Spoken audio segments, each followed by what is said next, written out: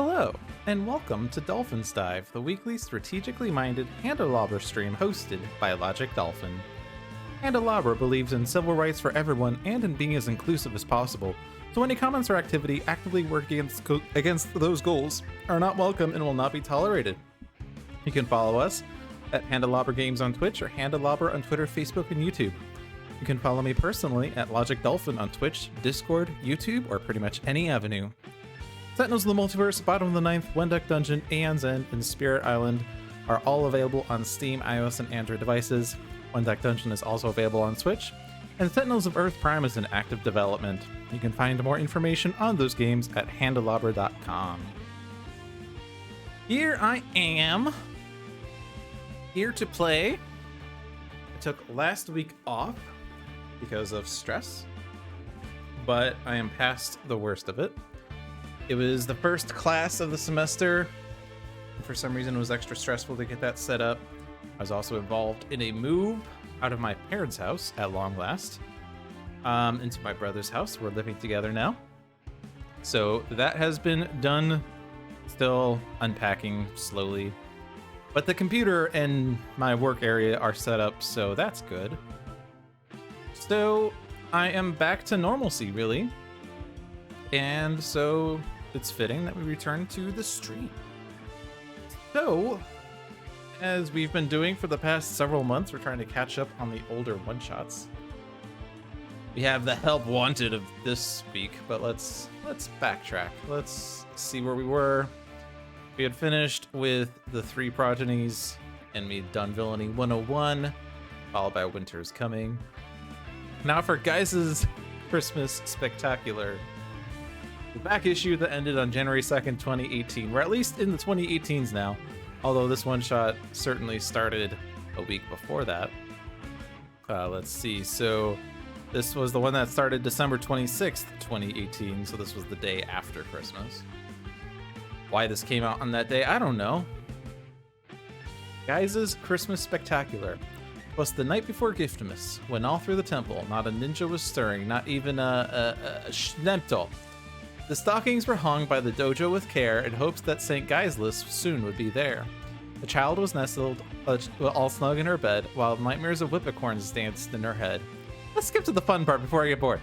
On Adept, on Scholar, on Fanatic, and Ra, now dash away, dash away, dash away all. I've got a broad face and a little round belly that shakes when I laugh like a bowl full of jelly. Ho, ho, ho! I'll spring to my sleigh, to my team give a whistle, and away we will fly like the down of a thistle. Will hear me exclaim, ere I drive out of sight, happy Giftmas to all, and to all a good night. This one-shot requires Mini-Pack 2, Mini-Pack 3, Infernal Relic, Shattered Timelines, and Villains of the Multiverse. If you've been good, maybe they were under the tree for you on Giftmas morning. Oh dear. Alright, so Dreamer versus Santa Guys, Fanatic, Redeemer, sorry. Scholar followed by Redeemer Fanatic. My eyes are off by one. Argent Adept and Setting Sun Ra. Oh dear. In Temple of Zhulong. Setting Sun Ra. Really? Oh dear. Also Santa Guys, but Santa Guys is fun.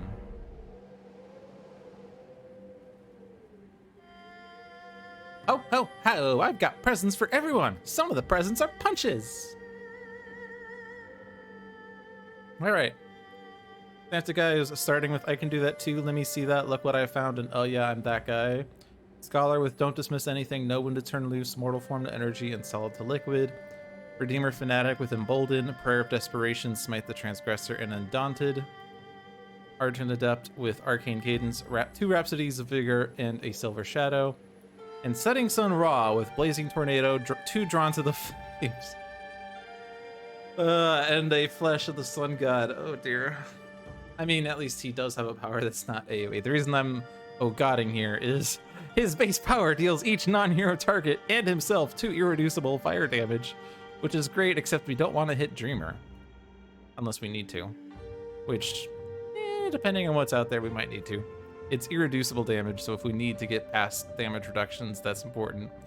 We also have 2 Drawn to the Flames, which also deals each non-hero target damage equal to the number of villain ongoing cards in play. Dreamer does not have any ongoing cards. Every one of Dreamer's cards is either a projection or a one-shot, so Take from that what you will.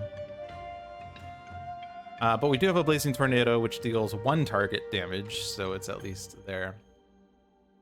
Setting Sun Raw is always interesting. You'll try to get a different power as soon as you can.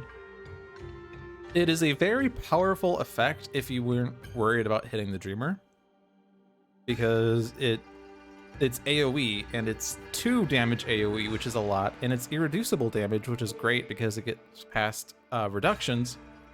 Obviously, there is a cost associated with cards in your deck and trash being removed from the game, but it is a very powerful effect. All right, so what's going on with the Dreamer here? Start of the game, cards are revealed from the top of the villain deck until 5 projection cards are revealed and put into play. At the start of the villain turn, if there are no projections in play, 5 hero ongoing cards are destroyed and the Dreamer flips. Whenever the Dreamer would be dealt damage by an environment card, players may redirect it to the hero character card with the lowest HP. If the Dreamer is reduced to 0 or fewer HP, removed from the game, or otherwise destroyed, the heroes lose the game. And she flips. Whenever a projection card is destroyed, it is placed under this card. At the start of the villain turn, if there are 10 cards under this card, the heroes win the game. Whenever the Dreamer would be dealt damage, again, redirect it if we want. And again, reduced to 0 fewer HP or otherwise removed. Heroes lose. At the end of the villain turn, the Dreamer deals each non-villain target 3 psychic damage. Then the top 3 cards of the villain deck are played. Dearie me. Oh, dearie me. Oh, so apparently I still have... Actually... Oh no, I do have foil art on. I think when I got a new PC, or not new PC, new solid state drive, I had to reinstall all my games, and for some reason I decided to go back to the holo art. They have holographic Dreamer art, holographic Santa Guys art, etc. Yeah, so flipping Dreamer is going to be pretty dangerous. Basically, both sides become a game of get rid of as many projections as possible. But with 5 heroes, this game's a lot harder because he deals 3 damage to each non-villain target and plays 3 cards. So she's playing 4 cards a turn on this side. Which does mean the game will end faster, I guess. We'll either die fast or we'll get 10 cards under her fast, I guess. But yeah, let's see. So, and she starts with the 5 projections on the front, but she only plays 1 card per turn. And I believe that the Treacherous Ape. Treacherous Ape does destroy equipment cards. I was gonna say equipments are safe, but they're not. Illusory Demon destroys ongoing cards. We do have Fanatic. So there's an interesting combo here where if you destroy Illusory Demon with End of Days, then Illusory Demon can destroy End of Days before End of Days destroys your setup. It's going to be a very powerful thing to consider. Either for the front side or for the back side. On the front side, it doesn't matter if we destroy our setup, but on the back side, if End of Days does destroy all the projections in play and etc., will also destroy the cards underneath the Dreamer, and so that doesn't actually make us progress towards victory. That's something we have to be careful of. But we are starting with the Toymaster, Dark Hero. Dark Hero. That's why we have Setting Sun Raw, I guess. Whippicorn and Illusory Demon.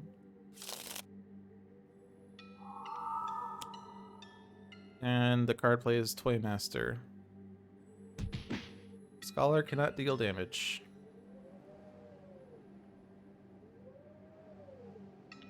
I'm gonna hit Fanatic here.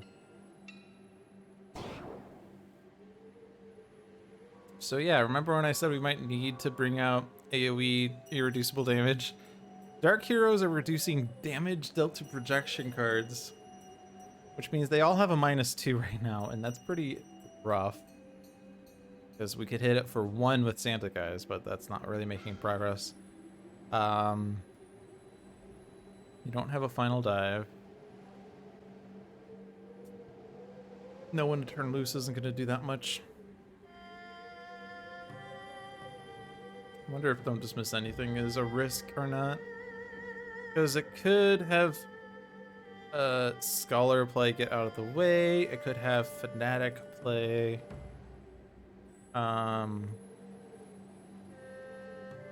What's the one I was thinking of? The Healy one. Holy Nova. It could have Raw play the other AoE one. I don't know, I'm struggling to find the ones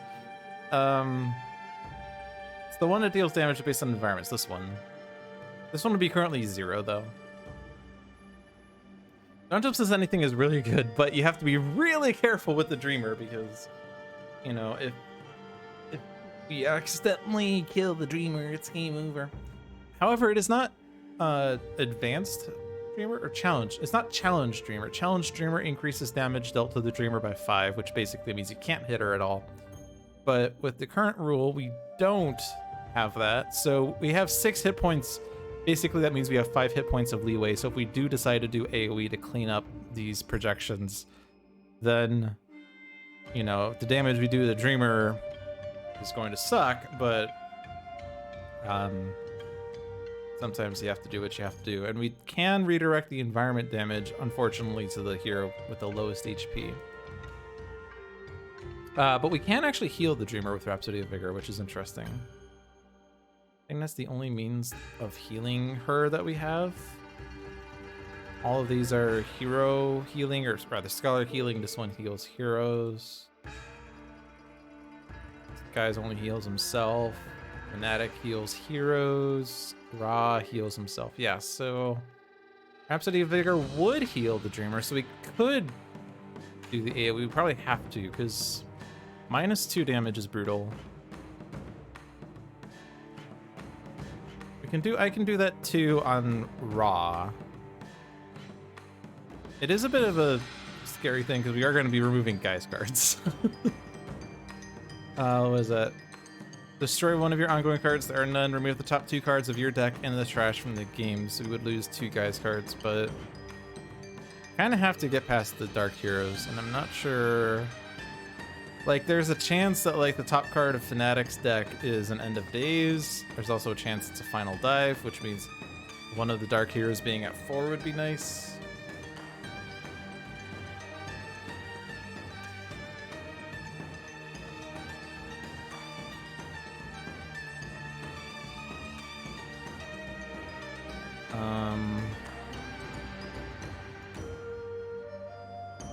Emboldening guys would be nice, by the way. Get presents and flip them every turn. I just don't really see any other way of dealing with the Dark Heroes right now. I think when the Dreamer is destroyed, she doesn't shuffle her trash. Or not destroyed, sorry, when she flips. When she's destroyed, we lose the game. Best card ever, and Guys the Barbarian are gone. No! She destroys 5 hero ongoing cards. She flips. But yeah, she doesn't move cards from her trash immediately. Are there cards that do that for her, though? I forget. Damage based on projections in play. Player with most cards in play cannot play cards. And reveal cards from your deck until projections are revealed. Discard other reveal cards, shuffle the villain trash into the village. Okay, so that does shuffle the trash. But until she plays that, the Dark Heroes are not coming back. That's good.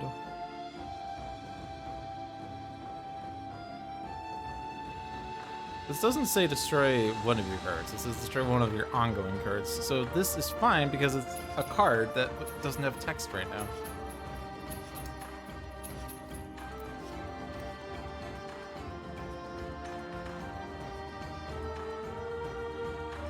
So do I dismiss anything and hope to get lucky? Sure. Brutal Censure deals 0 damage, but it does draw a card. End of Days. Okay. We don't need to do any more AoE damage, I guess. We also didn't need to do AoE damage at all. So End of Days with Illusory Demon means that Illusory Demon destroys End of Days. The problem is when Dreamer flips, she is destroying ongoing cards. I mean, there is an argument to be made that we don't want to flip her right away because we want to get more set up. So Luke, would destroy the Dark Heroes for sure. I don't know which one is worse. This does scaling damage. This does same damage, but damage cannot be dealt by this target.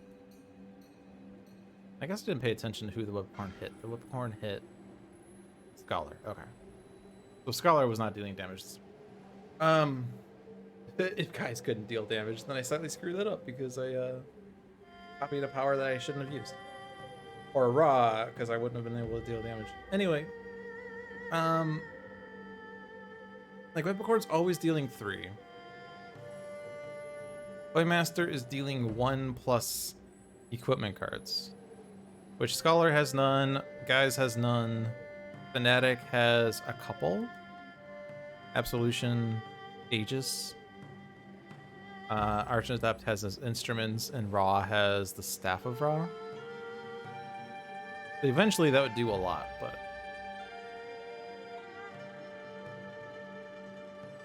the other thing to think about is it doesn't really matter when I flip the Dreamer because she's destroying 5 ongoing cards, but we could try to get equipment cards. If the goal is to get equipment cards, then I don't want Toymasters. So maybe I leave the Whipcorn in play. End of Days to destroy 2 Dark Heroes, 2 Toymasters, and an Illusory Demon. Illusory Demon destroys End of Days. Leave the Whipcorn out. Dreamer doesn't flip. And we spend a bit of time getting our team set up so that when she does flip, we at least have some control. Some means of tanking damage. Because, like, rushing this game would be, like, you know... It would win fast, but it'd be a risk, is what I'm thinking. Let's take a look and see what the other cards are, I guess. I think Guy's last in case he copies a card or steals an equipment card or something. Scholar, doesn't matter when you go.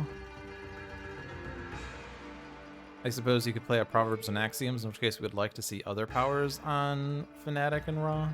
Or, sorry, Fanatic already went off, so let's do Arch and Adept. I guess there's an argument that we didn't want Vernal Sonata to come out.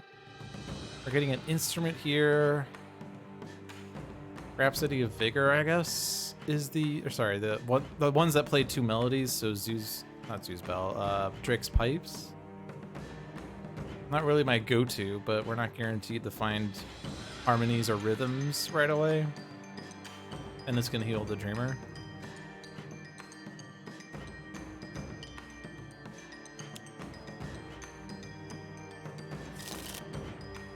Well, there's a harmony. Imbued Fire. Okay.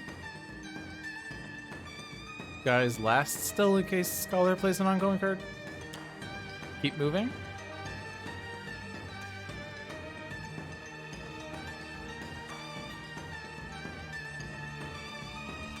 I always like to have that tanking from Flesh to Iron, but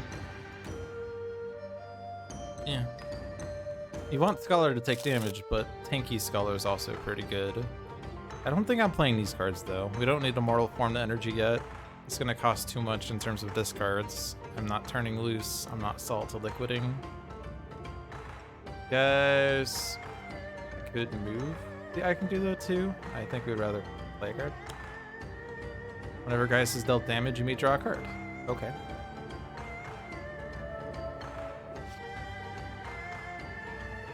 Another Don't Dismiss Anything. Don't Dismiss Anything can either... We can have Scholar Don't Dismiss Anything for the rest of this game. This is a combo I never really thought about. Because this says you may move a card from your trash to the top of your deck, so Don't Dismiss Anything could put Don't Dismiss Anything on top if it's in the trash. And so Scholar could just play Don't Dismiss Anything for the rest of this game. He's not playing any other cards if he does this, but he could make everyone else play extra cards. Which could be cool, pretty exciting. Not sure if it's necessary, but it could be exciting. I didn't play End of Days. Wow. I was supposed to don't play End of Days there, and I didn't. So if this were a live one-shot, then rewinding would cost me the mint, but it's an old one, so I can't get the mint anyway. But I do have a backup here where I could just do Alacritus and Dominant to play End of Days. I don't want the... I mean, I guess we could leave them, but that seems bad. You're dealing 4 damage with the Dark Heroes.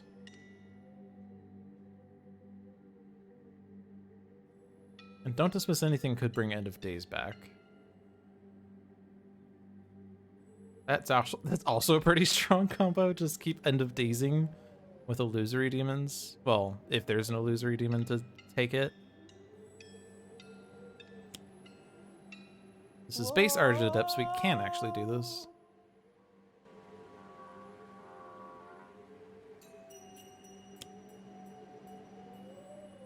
One of the things that you kind of miss with playing variants is the ability to to activate perform texts consistently. You have imbued fire, so like my base power would deal even more fire damage, but you don't deal fire damage, do you? Melee, energy, toxic, psychic, infernal. You do a variety of damage, but not fire. And there's no fire here. The Flesh of the Sun God would only be for self-damage, which is valuable with the base power, but we're not using it this turn.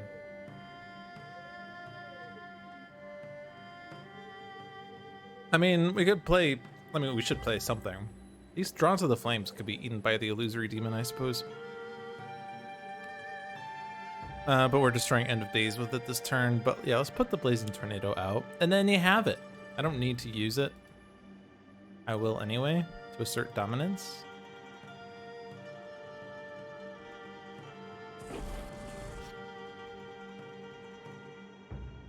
Also more ongoing cards for Dreamer to eat, I guess, is the other thought. Okay. So, Dark Hero, the Toy Masters.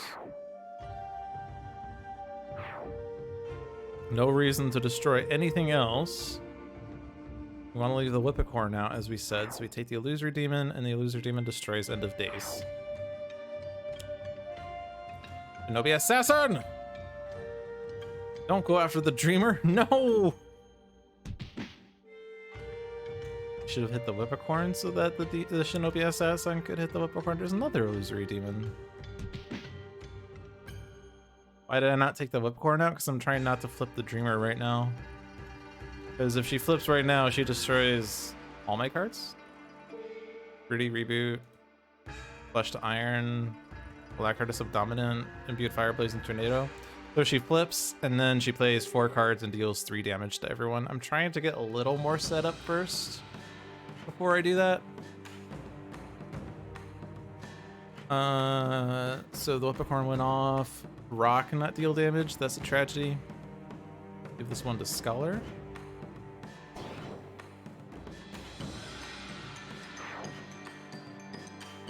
Unfortunately, the Gritty Reboot did nothing.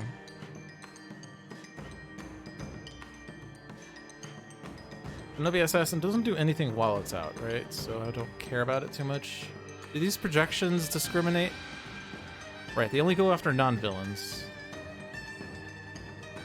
It's kind of one of the cute things, is that this villain's not really after you, it's after everyone. It's trying to take everyone out, but not you in particular, just everyone. So everything says non-villain, right? Well, this says hero. Non-villain. Yeah, she's just lashing out at everything. So the Shinobi Assassins could very well be taken out by the Dreamer, and in fact, not what the Granite Onis do? The lowest? Yeah. So Shinobi Assassins are great because they are Granite Oni targets. So with the Illusory Demon out, we want to leave that one out because we could use End of Days to wipe the board whenever we want. We want to take out the Whippicorn now so that we can deal damage as we need to. Unfortunately, the main damage dealer cannot deal damage.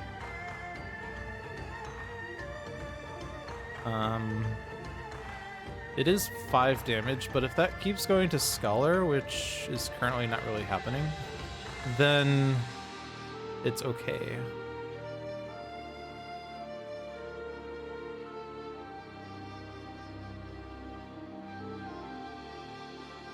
The main problem with what I want to do is that Scholar is bleeding cards. If I don't dismiss anything to bring don't dismiss anything back, the flesh to iron is gonna keep forcing discards. I mean, I could skip. I don't need to don't dismiss anything this turn. But it would be nice for setup. So how would I take out the Whippercorn? Look what I found deals 3 damage. Smite deals 2 damage. I guess that works.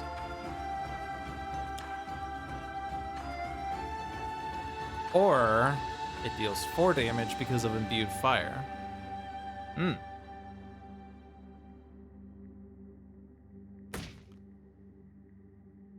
we're emboldened, which means we get presence and flips.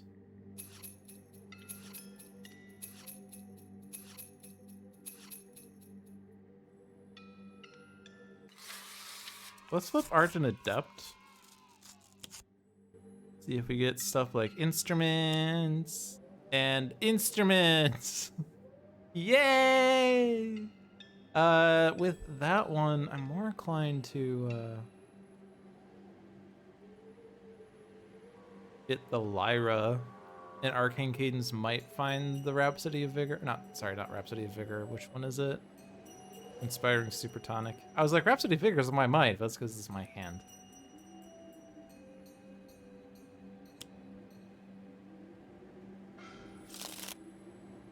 Aha! Inspiring Supertonic. Perfect. Yes?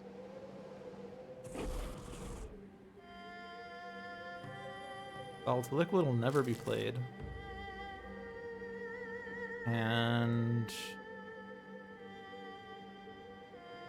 I'm just gonna skip. I want to get to one of the Scholar powers that profit some cards. Like if he gets a Bring What You Need, he gets 2 extra cards around. Sorry, he draws 3, he discards, like he would draw 3 cards in a turn.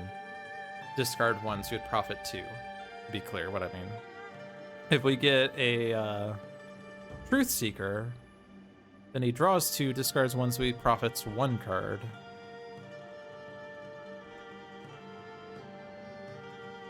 But, you know, obviously if he plays a card, then it's 0. So he profits 2 unless he plays a card, then he profits 1, so yeah. But we're not there yet. I have to deal damage to the Whippercorn, unless Argent Adept somehow had it, or we could Wrathful Gaze, but we can't. So Smite it is. Well, I guess we don't have to, but let's leave her down to 1 projection. Just for minimal issues.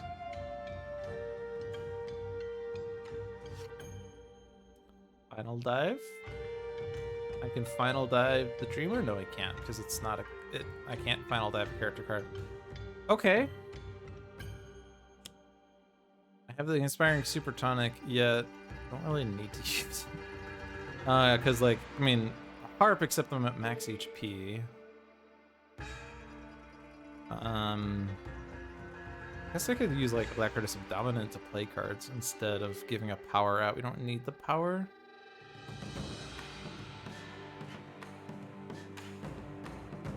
What play would make sense? Don't dismiss anything! If Scholar heals, would he be higher? No. He'd be tied with Argent Adept. We need Ra to take damage. I just do Alacritus on myself in order to get set up faster, play an Arcane Cadence.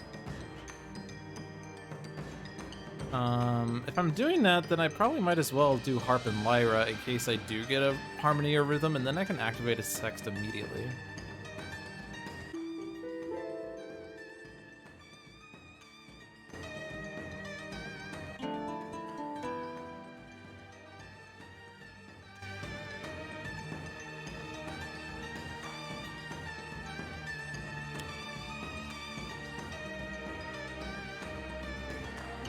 Vernal Sonata can bring Don't Dismiss Anything back.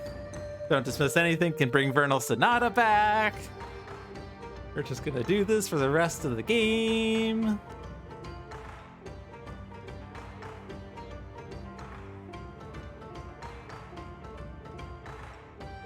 The perform on PowerPoint will be pretty good for tanking the Dreamer damage.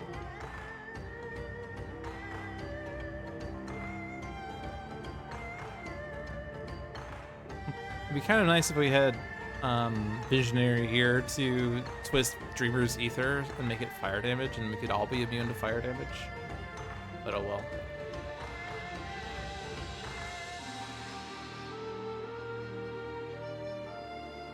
It actually could reduce damage dealt to the Dreamer. That's interesting. Doesn't work if we're gonna do Blaze of Glory, but we can reduce damage dealt to the Dreamer if we're worried about ping damage or something.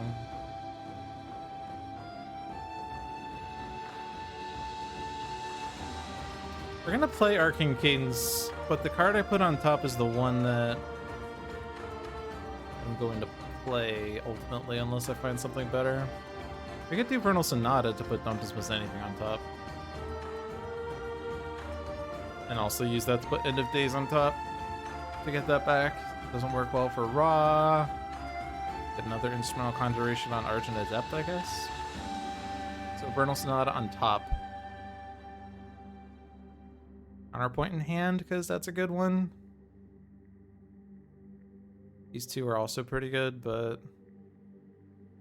like destroying an instrument to destroy a dark hero would eventually be good, but we're probably past that point since we have an end of days solution in a later hypothetical scenario. And Silver Shadow would be good, but more when he's set up.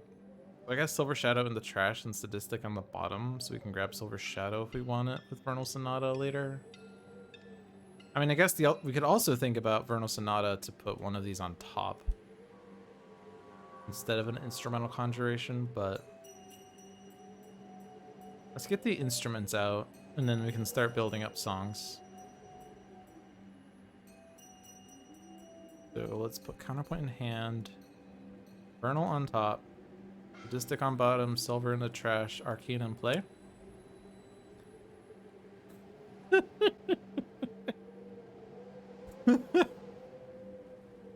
Yes, Vernal Sonata. Yes. Hand top play? I mean, if I put Vernal Sonata in the trash, I make John mad, but since we do have a means of getting Vernal Sonatas from the trash, like, if my goal is to get instruments, we're at 3 out of 6 instruments. I kind of don't want to discard that Instrumental Conjuration because we already have 2 of them there and only 1 more in the deck. What if I played Instrumental Conjuration? The problem is then I would lose a Vernal Sonata because I could put 1 on top, but it gets shuffled.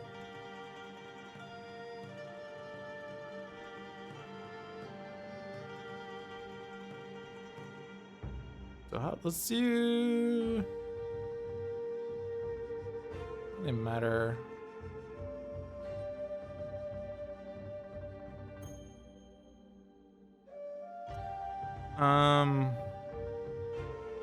Whether it's on top or trash. I guess if I play a Vernal Sonata, then what's on top isn't drawn right away. Okay, well, I'll put Vernal Sonata on top. On bottom and in play. There, it's not in the trash.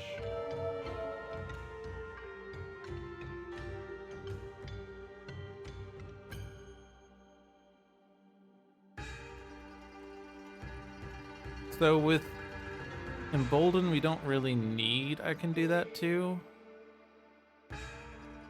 Although we are going to be taking 3 damage because apparently I am dealing fire damage. Yay!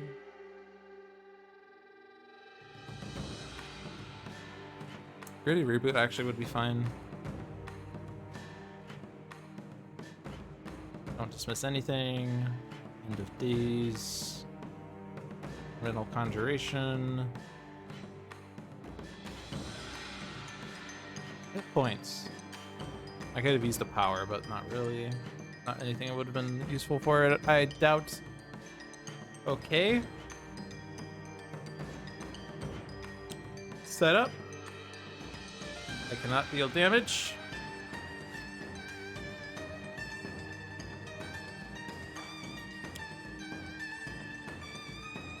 Oh boy. One player may either draw 3 or play 1. Oh boy.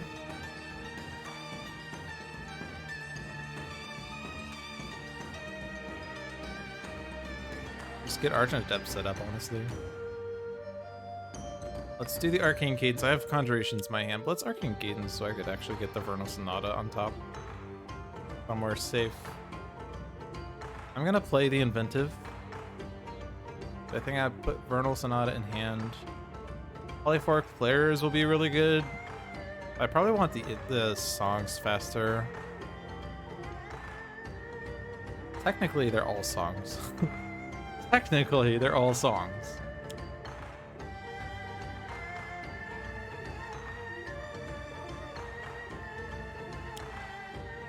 Deal each non-villain target damage equal to the number of projections in play plus 1.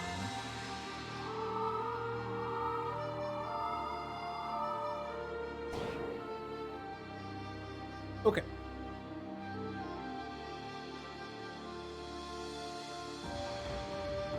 So there was some discussion in the Discord yesterday about guys, and I said I don't like guys. Sorry. So tell me, people, this is a really powerful card, right? Because you can copy Jack Handle. Great. How useful is it in this particular game, though? All right. How useful is it in this game? Let's see what it can do. Guys has no equipment cards. Scholar has no equipment cards.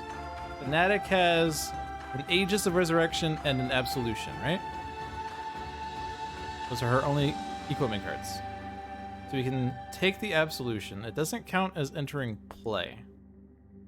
It just says that card affects guys as if it was you. But it doesn't say treat that card as if it entered play. So you don't get the HP recovery aspect. You just get a different power. So you played a card just so that you have the power of dealing melee, fire, or radiant damage of 3. But that also means that Fanatic can't use this power. Which, if Fanatic has another power she would like to use, that's fine. If she doesn't, then you just stole that card and you're a jerk. Alright, cool. Aegis. And Guys drops to 0 if you're HP, restore Guys to 10 HP, then destroy this card. You could argue that if Guys is about to die and Fanatic isn't, you can steal this, save Guys, and then Fanatic plays a new Aegis. So that is certainly an argument. Alright. Argent Adept. Instruments. Those are the only equipment cards. I mean, once Argent Adept is all 6 instruments or whatever, he's not necessarily playing all of them in the same turn. He can only really play 3 without some extra powers from Fanatic or himself. But how useful is it? I can't remember though if it's been ruled that if Guys activates an accompany, those guys instead. I don't know. I don't remember what the ruling was. I think it used to be that if Guys activates, you know, the accompany of Inspiring Supertonic, you treat this as if it says Guys. But I think this is still an Argent Adept card, so you have to copy the ongoing text first in order for it to actually work. I don't remember, honestly. And actually, it wouldn't even be a Harmony card at that point. You would treat the card as if it had the text of every ongoing card, but it wouldn't be a Harmony card. Anyway, you can steal an instrument and activate texts. And I guess, like, if Argent Adept is not playing an instrument in a particular turn, he could certainly steal one of his things. I just wouldn't say it's a great use this turn. What about Ra? Ra's equipment card is Staff of Ra. Just basically says increase damage dealt by Guys by 1, and Guys has the power to deal damage and destroy this card. I don't know. It doesn't seem like it's going to really benefit Guys in this game. Which is fine. It doesn't always benefit.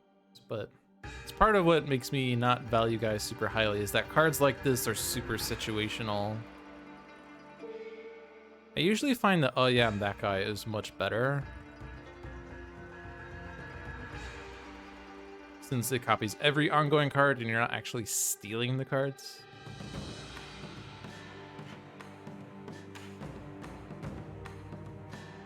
We could steal Imbued Fire. Or not steal. We copy Imbued Fire for a +2. We don't need it.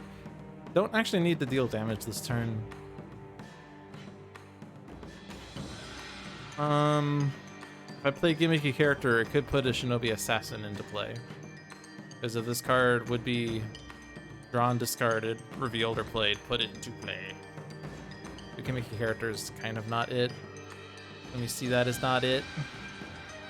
If I do, oh yeah, I'm that guy to copy Raw, we do get +1 damage from Imbued Fire, but also guys will be immune to fire damage, which means Emboldened dies. Could copy Flesh to Iron, and then he only takes 1 damage.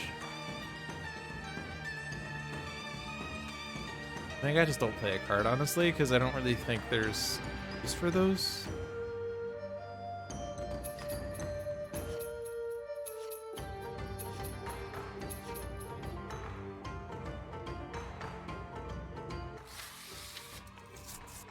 And for this one...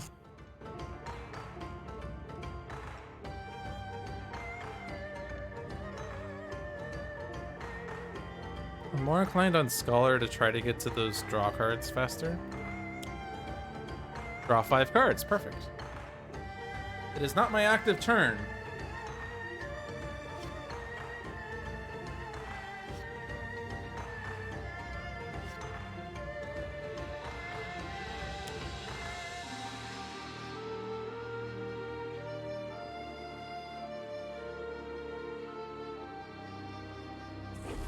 I can actually hit Raw with one of these. Don't dismiss anything. It's the last of my plays. Okay, so... Alchemical Redirection redirects damage dealt to hero targets to Scholar. That can tank a lot of damage, and he gets... He could potentially get that put back into his hand very easily. Don't dismiss anything to bring Alchemical Redirection back. And then Argent Adept has him play it.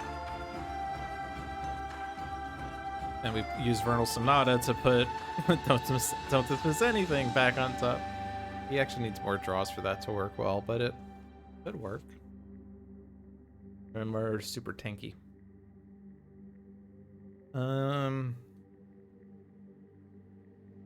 Guess I'm putting Vernal Sonata on top. Because I have to. And... Could play the top card.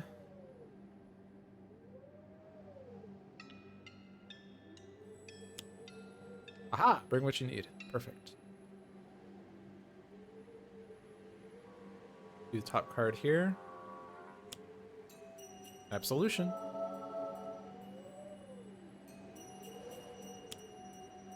Staff of Ra. Everything's coming up Millhouse. Let's have a blatant reference. I may discard a card to deal 1 projectile damage, which is really 2 fire damage. I guess the question is, am I ready to flip Dreamer? If I kill the Illusory Demon, I could just get rid of Blatant Reference with that. I also need 5 ongoing cards for Dreamer to eat.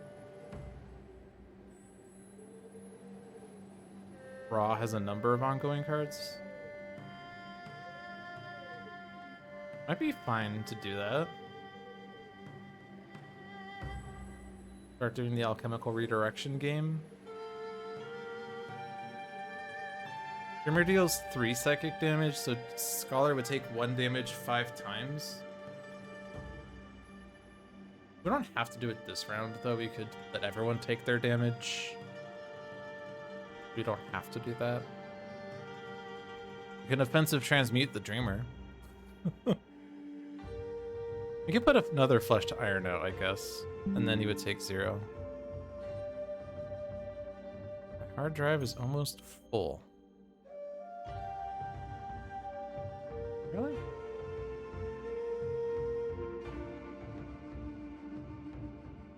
Oh.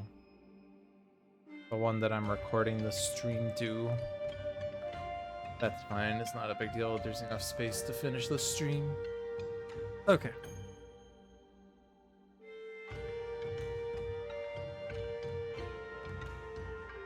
Like if Fnatic plays Undaunted or something. We could use Absolution to kill the Illusory Demon, so I don't have to sacrifice a card for this.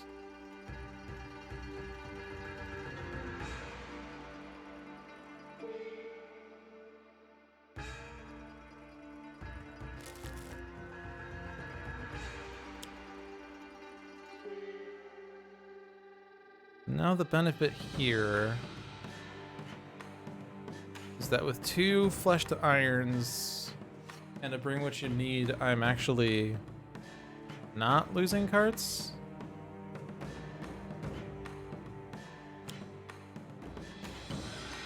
So I'm at Stasis.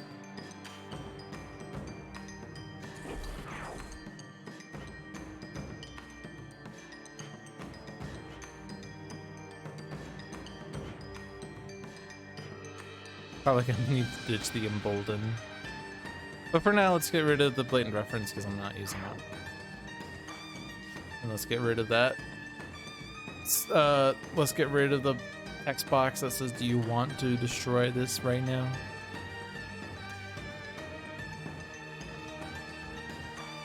Ooh, I could do Counterpoint Bulwark. And then... Oh, but we didn't actually play Alchemical Redirection.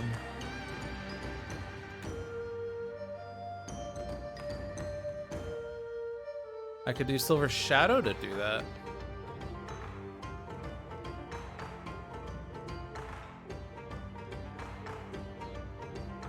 We have to double check that we have like cards to destroy. We have Embolden, we have Undaunted, and then these 3 cards. I guess we could sacrifice a Argent Adept card. I wouldn't want to lose Counterpoint Bulwark, but we could lose Rhapsody. And then I could play another Rhapsody, I guess, just to do it multiple times.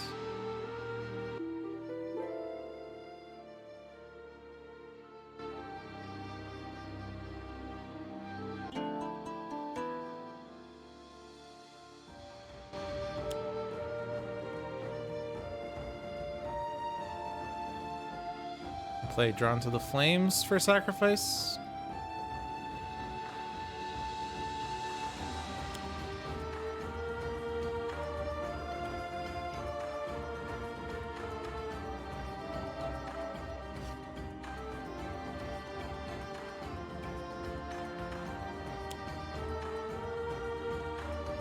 Kill the Dreamer.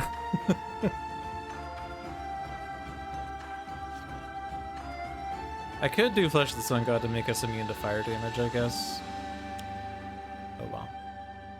Master of the Temple is going to bring the true form out. Deals each non-environment target 1 and 1.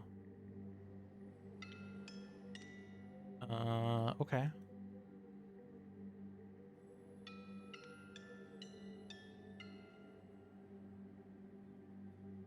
I mean, it kind of sucks.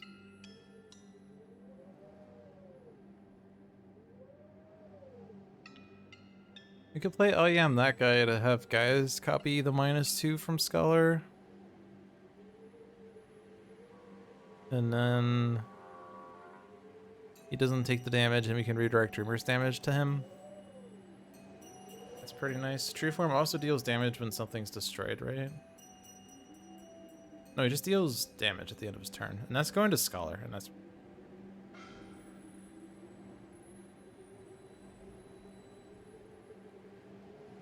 And also, if I can also destroy Oh Yeah, I'm That Guy for cards.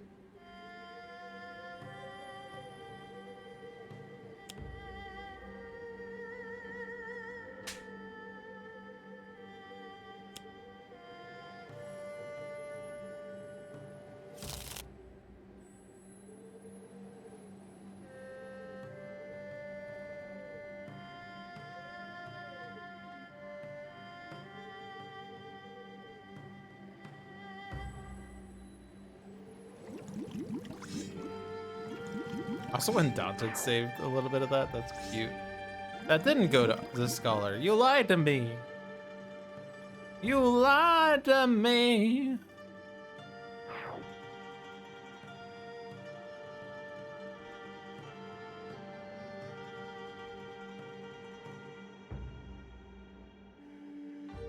Tempted to keep. I'm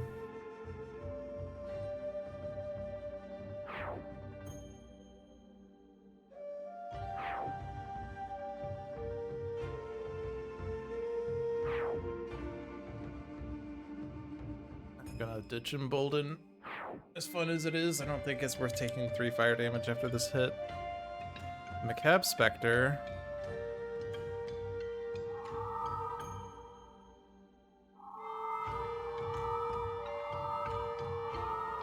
This is gonna move into a deck. If I play Instrumental Conjuration, I actually shuffle it into my deck. Interesting.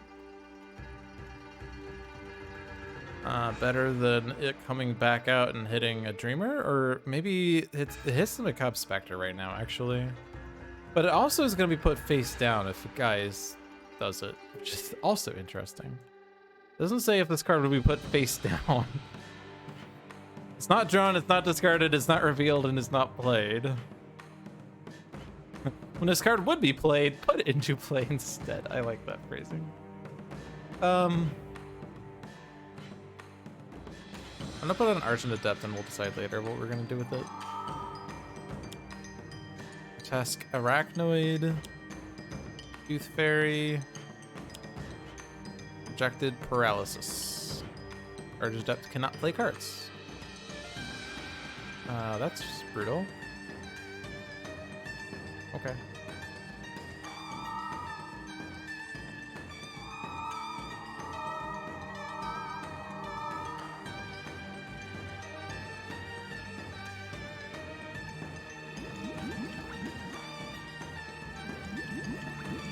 At least Scholar can play cards, otherwise that'd be pretty brutal. Pretty rude, rather.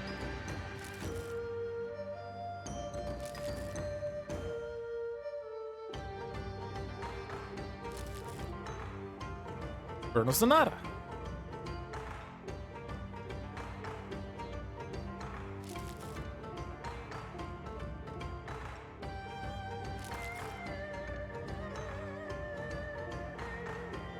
The Total Beefcake could accidentally redirect damage that would have been dealt to you guys by an environment to Dreamer, which would be bad. He is currently the target for that, so that's not really good. I have no one I want to steal an equipment from, so skip again. And we're gonna be flipping presents. I mean, if we put the present face down, then this gets put face down, but we kind of want to draw it, because it just one-shots the Macabre Spectre or the Tooth Fairy right now, and that's fine. We're gonna flip presents somewhere. Choices are Guys, Fanatic, or Raw. Let's do Fanatic.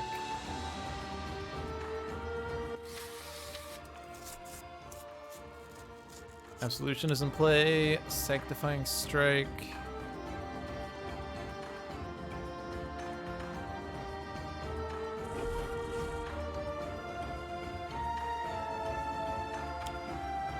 End of Days.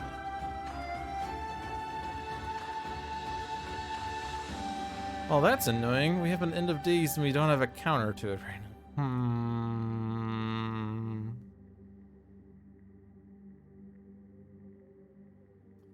Oh no.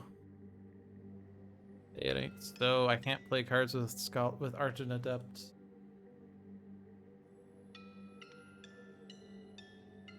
That was a bad decision then. And don't dismiss anything. And try to get Ongoing Destruction. Kind of the only out. Because you don't have your power for Ongoing Destruction. You can't play a card, so even if you draw it, you can't play it.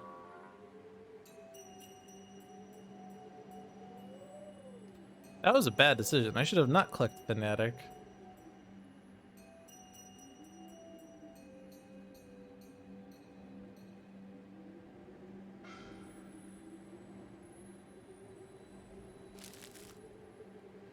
Because if I lose all my cards, we're probably gonna lose this.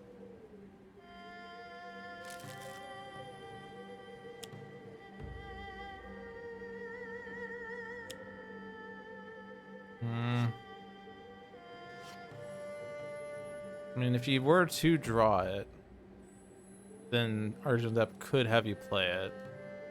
But you didn't draw it, and it's not there. I mean, an alternative is I am that guy, but it has to be in play first.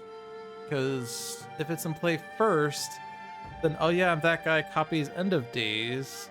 But if oh yeah, I'm that guy destroys End of Days, then End of Days it's not on the text of oh yeah, I'm that guy anymore, and so it stops. It's too late for that. Did I get what I was looking for? What did I even get? Total beefcake and say cheese or some shit? I didn't really get what I was looking for, but I don't think that would help me. Fanatic. Don't play another End of Days. You play another Absolution. Fantastic. Oh, Shinobi Assassin. Hello. We knew that was there.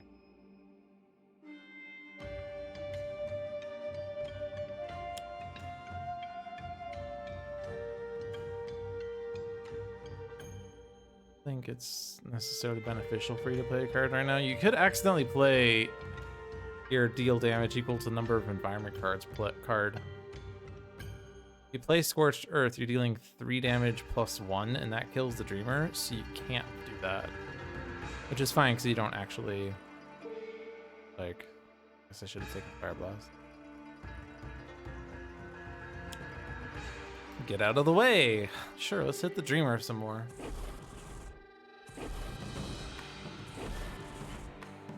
So I could fix this by undoing, but I'm trying not to undo right now.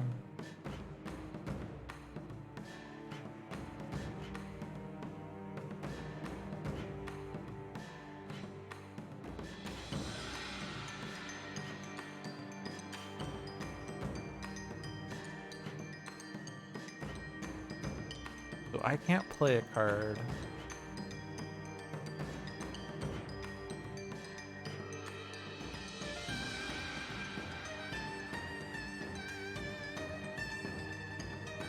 I don't have a means of having someone else draw a card, so we have to draw it, like, ASAP.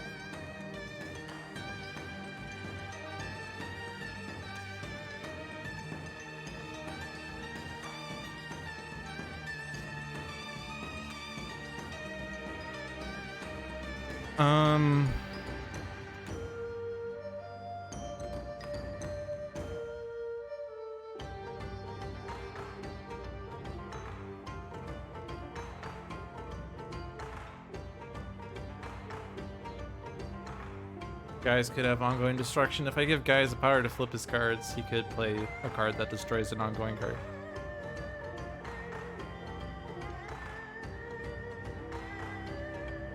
The play here is going to be to draw 2 cards, but we don't have to skip to do that. Prayer of Desperation only draws 1 card though.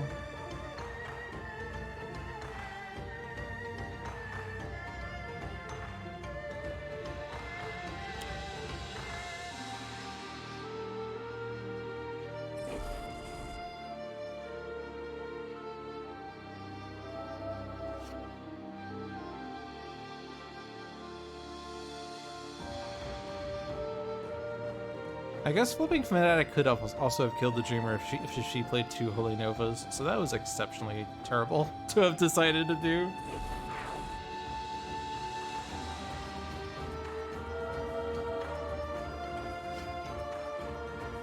Okay, that's not ongoing destruction.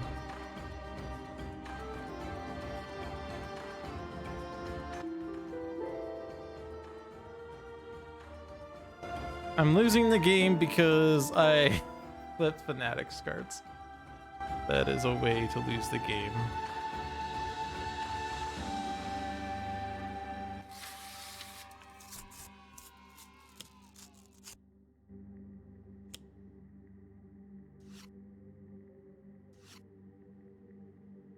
Sure. Good. Everyone I know is dead. Those are not cards. You never drew it?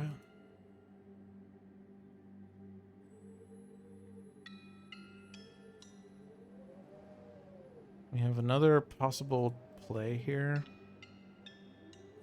but none of the things say destroy an ongoing card.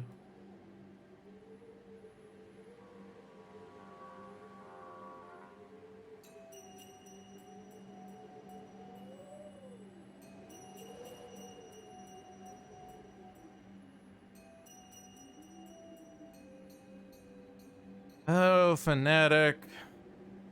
And I think I probably knew I put End of Days on top at one point, didn't I? It's the End of Days I had. Oh, that is even worse.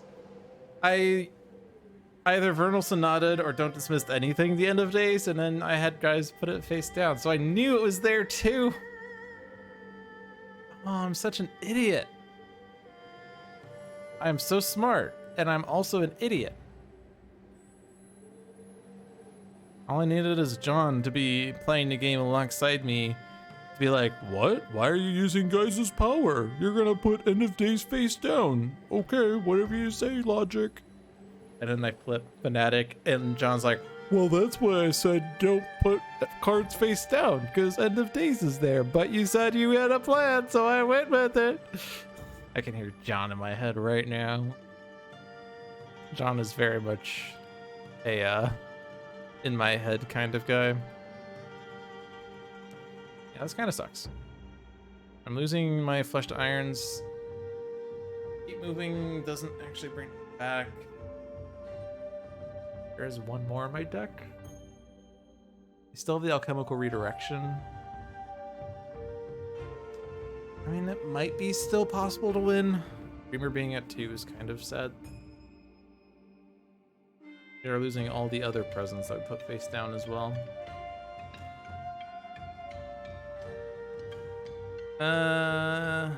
Like any play I would do has to either be a one-shot or a relic for it to not be eaten.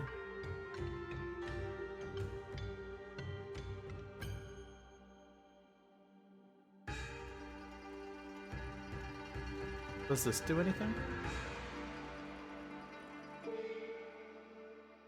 That give us one more possible out, because we do have the Perform here, right?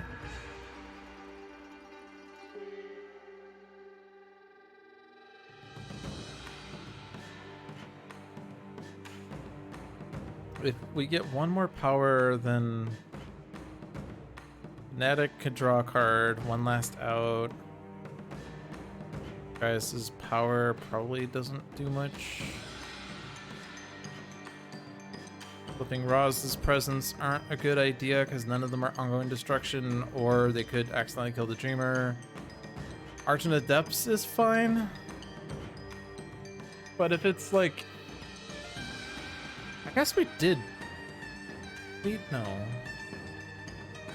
I never saw a Saraband. I guess that's the thing. On all those turns that I put the cards from my trash on top, I should know what this card is, but I don't. Because I was not paying attention.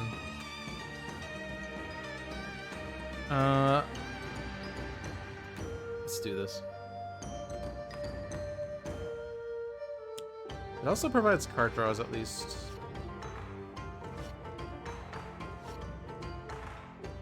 Ah! I could End of Days the End of Days. That fixes none of my problems. It is even worse. It's even worse. Alright, Fnatic hits herself. Oh, actually I should have had Ra go first. Ra to use Flesh of the Sun God, and then we can all use powers. Oh well. I'm trying to do this without rewind, as if this were live. So that's on me. Yes!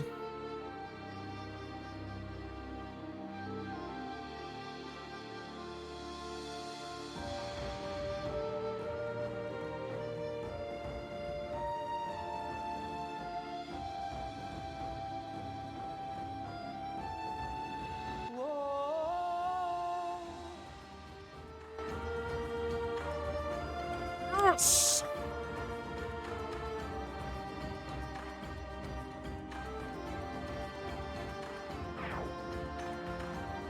That was so hard.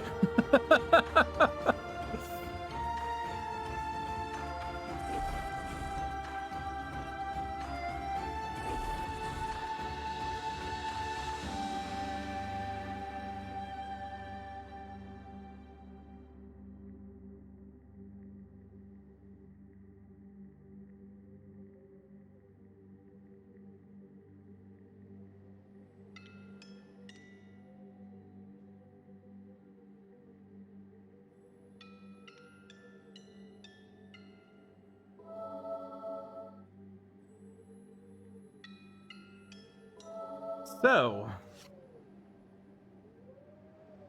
that was so hard. I probably should do this to kill the true form. We have Inferno. Inferno does.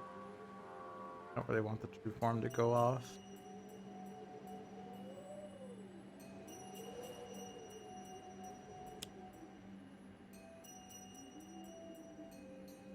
Go down and stay down.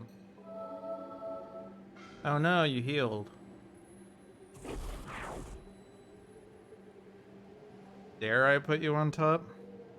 I think I'm fine leaving you there for now. Let's go ahead, flush the Sun God now, because I should have done it last round, and I should have done it earlier than when I did it anyway. Ugh.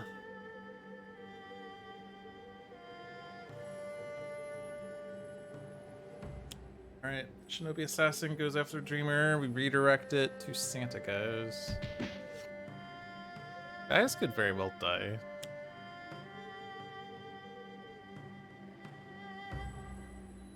Although we can just play Alchemical Redirection now. Alright, guys doesn't die. Well, we made that game a lot harder than we needed it to, because we were like, hey, let's flip Fanatics presents.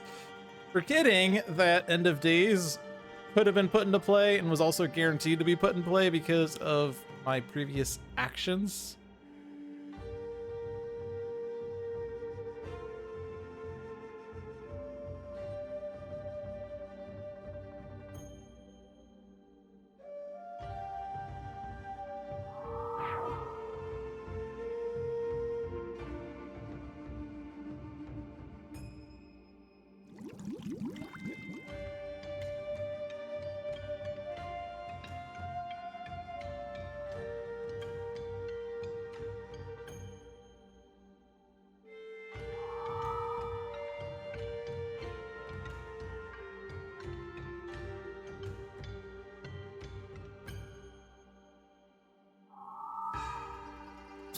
Sure, just do that. Whatever. I don't care. Go.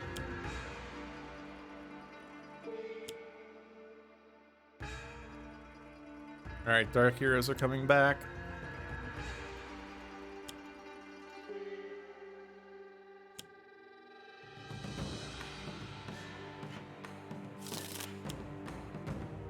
There it is.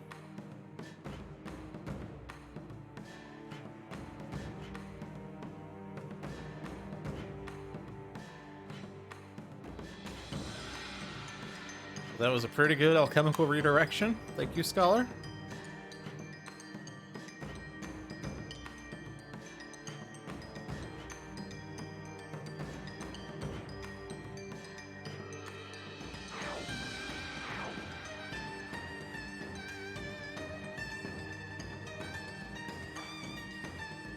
So, let's not use Raw's power to deal with this field. Let's not... I guess we could do on that guy to copy End of Days.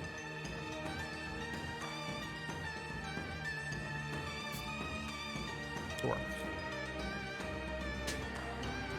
That's my plan. I'm sticking to it.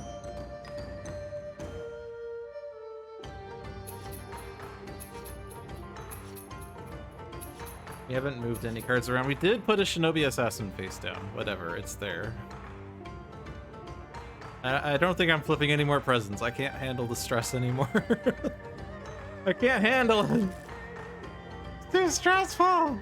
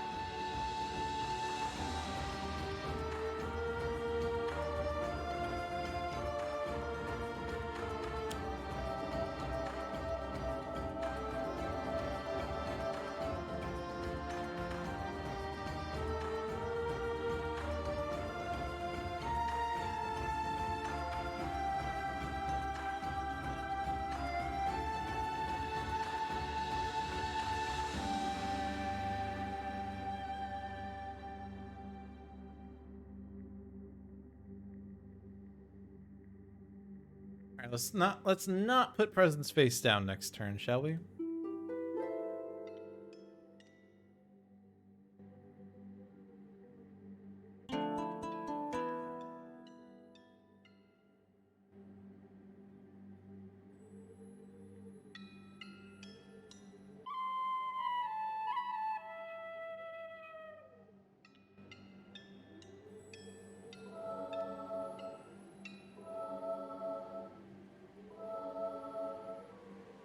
I did play End of Day.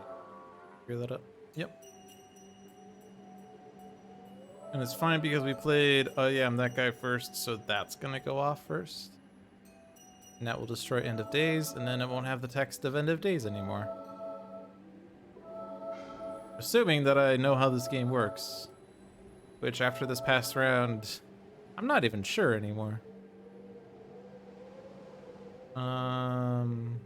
Like, we're just basically gonna play End of Days for the rest of our lives. Might as well draw that.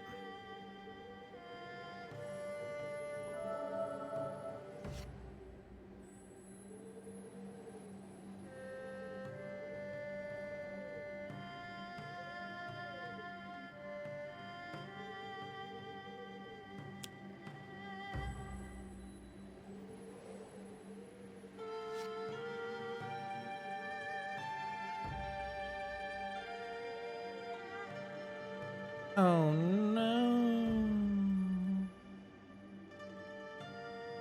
Is it normally presented like this? This seems weird. I guess it is. Oh, don't do the ones that are underneath the Dreamer. That would be wrong. Destroying equipment. We destroy a Staff of Ra because we can bring it back. Alright, and then Granite Onis. I should hit the Macabre Spectre just so that it stops giving me that dialogue box. That's just rude.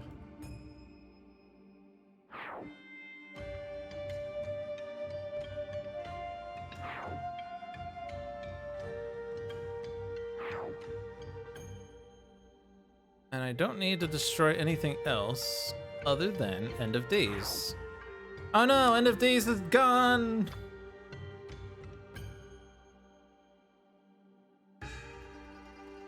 So, we probably don't really need this anymore. We could just draw off this, I guess. The environment can't really do anything to us, but... we have an, oh yeah, in my hand. Chemical there. End of Days is not here.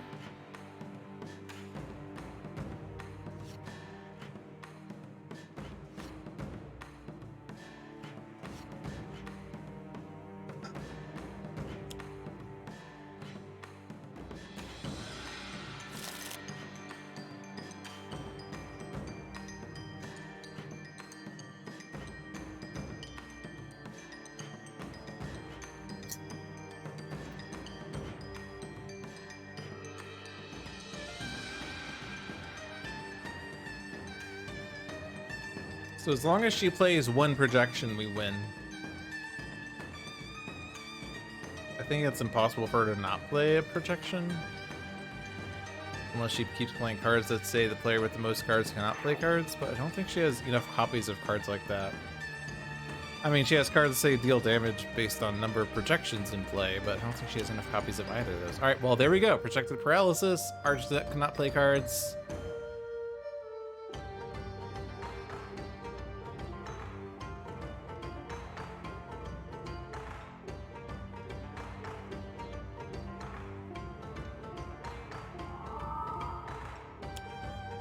There's someone.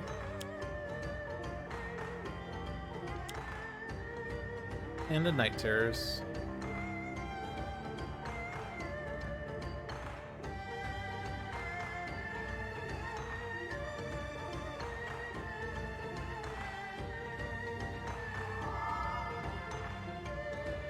Ow! We don't really need End of Days this round. We could just kill them ourselves.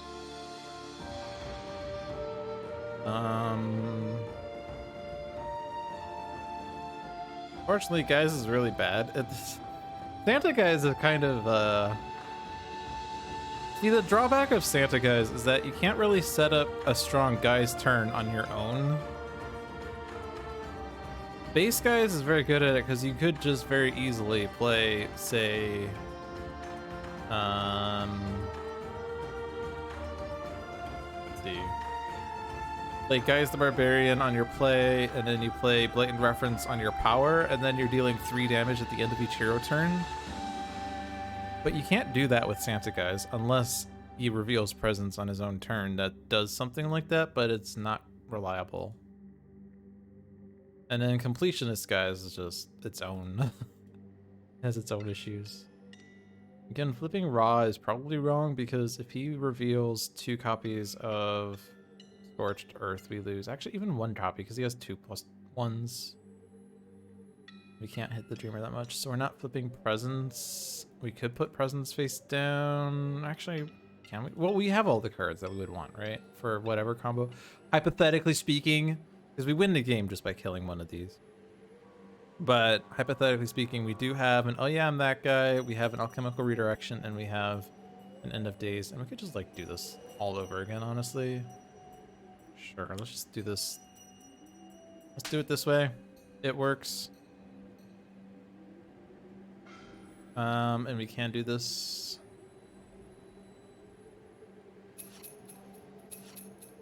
And it's fun because it puts another Shinobi Assassin face down. We can retcon if there's another unfortunate End of Days.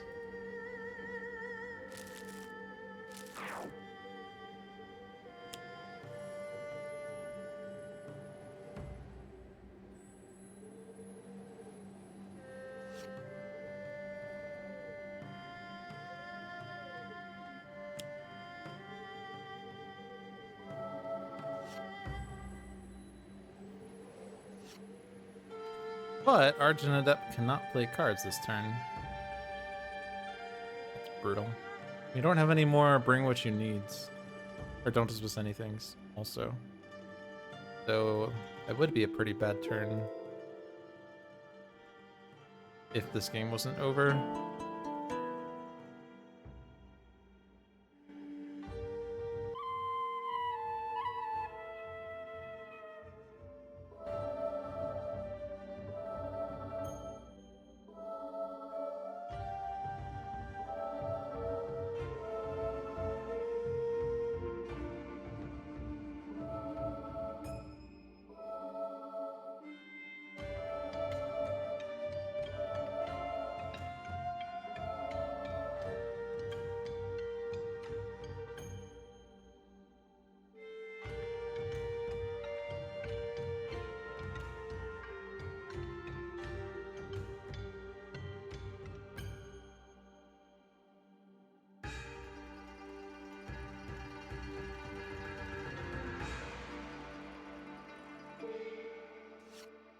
Raw's been pretty bad on cards this game.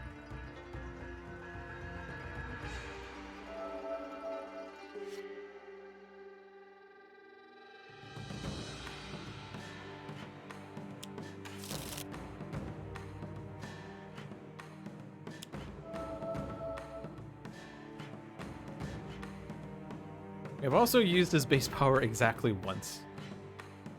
I think Raw didn't really do anything this game, I'll be honest.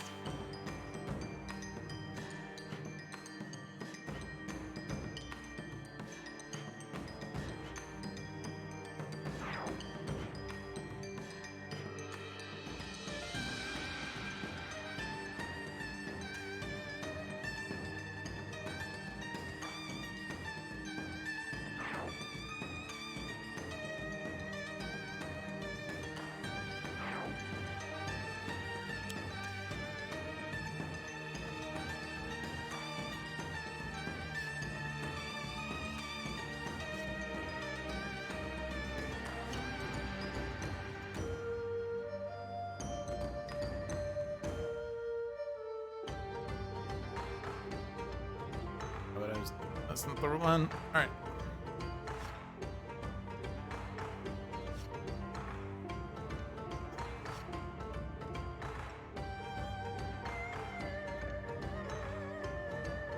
We win! That was a lot harder than it needed to be, but we did get the setup for, you know, eventual winning under control. It would have been risky to have flipped her on turn 1. Let's move on. What's next on the docket? Twilight of the Multiverse. Randomized start. Why does Uncle Blake have to go visit these guys again? Didn't he beat them up already? I don't want to see them again. They're just a bunch of meanies. And that temple is the worst. Creaseville, am I right? Atta chuckled and patted the girl's head. You are wise behind your years, my impetuous young friend. Where any other day we would go to the zoo instead, but this time our friend needs our help. The Argentet nodded as he tuned his lyra. Ra may be pushed to the edge of his strength in this task. He must not falter. The very fate of the world depends on it. This one-shot requires infernal relics and vengeance. Back issue ended January 9th, 2018. Slowly getting caught back up to 5 years ago. But it is the Ennead versus Setting Sun Ra, Southwest Sentinels, Argent Adept, and Prime Warden Taka.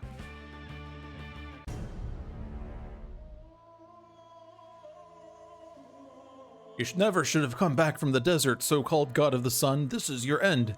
You are no true pantheon. Give up your tricks, usurpers. You have no power here. All right. Oh, sorry. It's Raw Horse of Two Horizons. What did I say this was? I don't remember what I said this was. Did I say Setting Sun Raw? That was wrong. Sunrise Raw. He has drawn to the flames, scorched earth, summoned staff, and wrathful gaze. Southwest Sentinels have Durasteel Chains, Human Shield, Second Chance, and Team Communication. Argent Adept has Alacritus Abdominant, Arcane Cadence, Counterpoint Bulwark, and Rhapsody of Vigor. And Prime Warden Taka has punished the weak, Rampage, Taiaha, and Vitality Surge.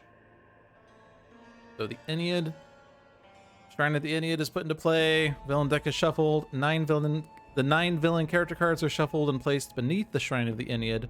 The top 4 cards from beneath the Shrine of the Ennead are moved into the villain play area. So it's a 33 card deck, but that's because instead of there's 9 villain characters. So it's 24 cards plus 9. I mean, actually, this is a card, I guess. At the start of the villain turn, if there are no cards beneath the Shrine of the Ennead, this card flips.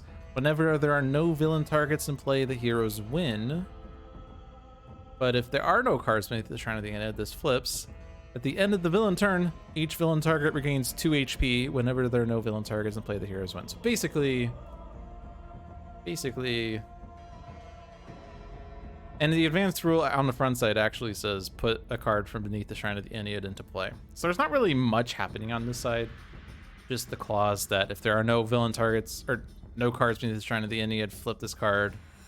Both sides, we win if there are no villain targets in play.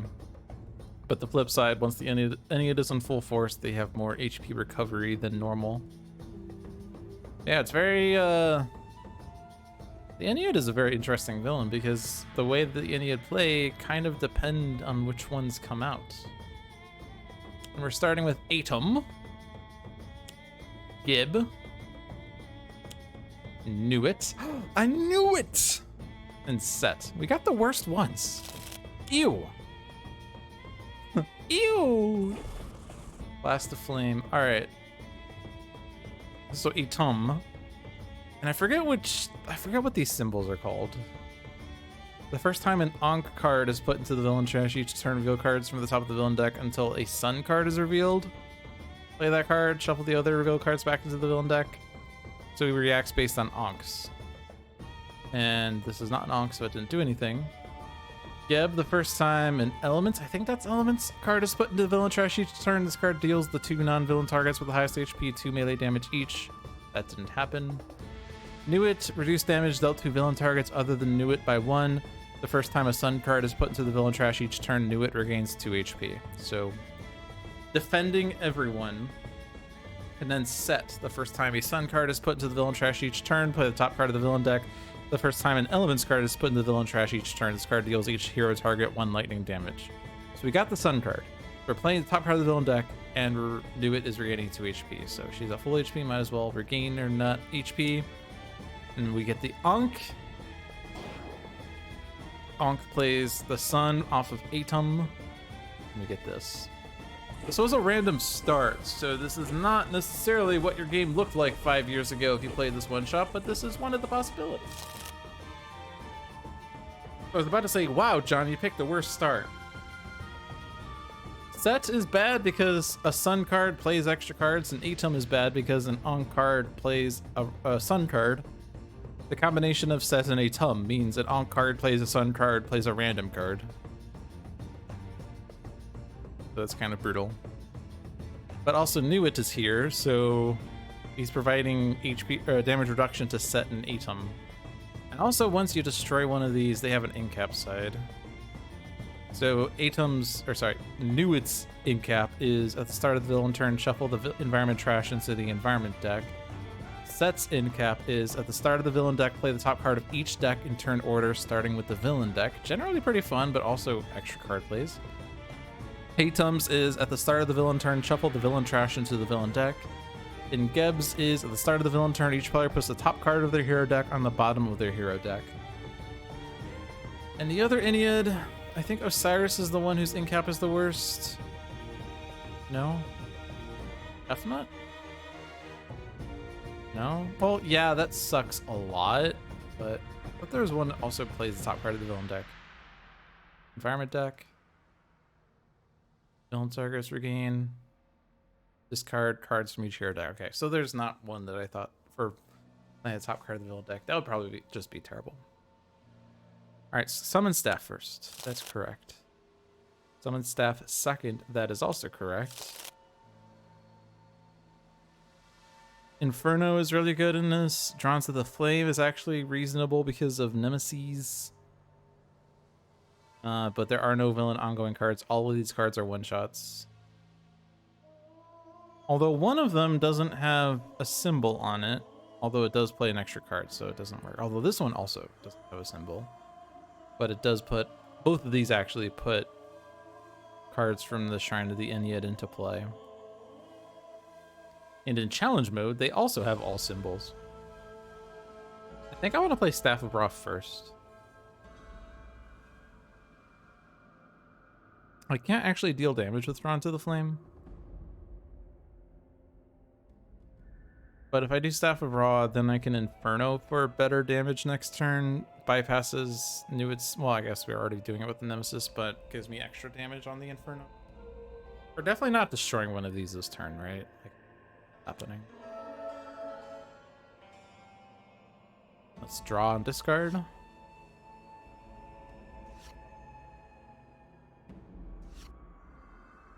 Excavation is one of Ra's worst cards. Especially once Geb is incapped, because that was the one that shuffles. No. Was it? No, wasn't Newit? Yeah, once Newit is incapped, Excavation doesn't actually do anything. And Wrathful Gaze is cute, but... Yep. Flesh of the Sun God is pretty good. I mean, you see there are different elements than fire, but there's of course Blast of Flame for fire, there's Mass Overheating for fire, there's Sun's Fury for fire. That could be good. Game Communication first. We get a signature. Hoping not to draw the signatures. I would rather put them into play with a different card. But we didn't draw it, so I'll do the other Team Communication.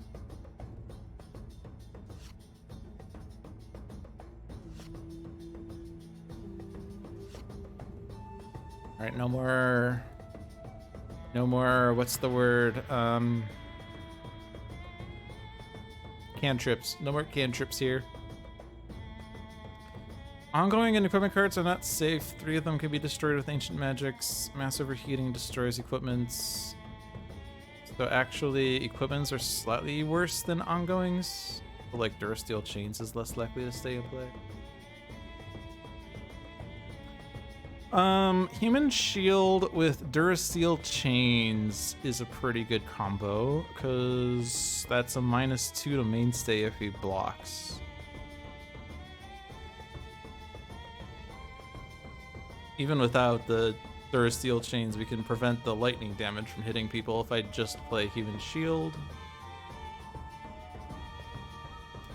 This would still go off but for only 1. Counterpoint Bulwark, however, would prevent the damage entirely. It'd be super defensive. However, we do have a Rampage here. And if we do have that redirection to Mainstay, this doesn't hit the heroes, but it hits the villains for 5-1. I could dig it. We could also punish the weak first. Punish the weak is increase damage dealt to the non-hero target with the lowest HP. Actually, I thought that doesn't work that well. It would increase damage dealt to set, which is actually good if we're trying to like force one down. But if we're gonna rampage, then I kind of want them all to take as much damage as possible, and I don't want the -1 others just yet. So I like the human shield. We'll figure out how to sustain it later. We did at least play 2 team communications, so we profited 6 cards that turn. And every turn we have to discard 2. So we can at least support this for 5 turns without any other draws, assuming that I play a card and draw a card every turn. Let's go ahead and do the counterpoint bulwark on Mainstay, get that going, since we're gonna rampage anyway. And the other one, I don't know who would want this if we're just redirecting everything to Mainstay. Give it to Raw. I guess who does the self damage? Is there anyone that's gonna self damage? Does this redirect everything or just villain damage? Any damage. Okay. So is there anyone who needs to be dealt damage for an effect to go off? I don't think so. I mean, I guess Arch and Adept, but it's gonna expire by that point. I'm gonna do it anyway. And then Haka will rampage. And then I think I play Punish the Weekend and Taiaha next turn, or Taiaha this turn. So Taiaha is more at risk than Punish. I guess like all my ongoing cards are at risk anyway. Half of Raw is at risk. If there is a card that destroys an ongoing card, all my ongoing cards are gone.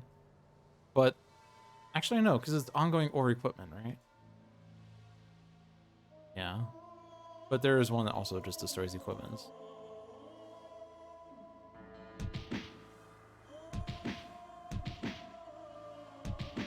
Knew it doesn't have a -1. I didn't pay attention to the fact that it says other villain targets. Okay.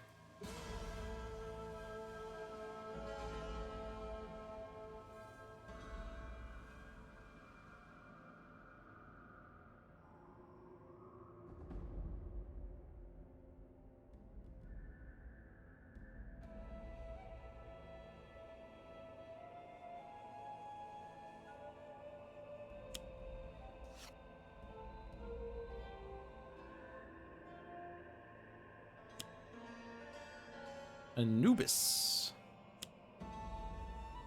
And Judgment Anubis is also going off. Dealing each target 2 Infernal, but that Anubis is also Nemesis here. That's a really good card. Anubis retaliates the first time a non-environment card is destroyed, hitting the 2nd highest. The nice thing about this is that Mainstay takes 0.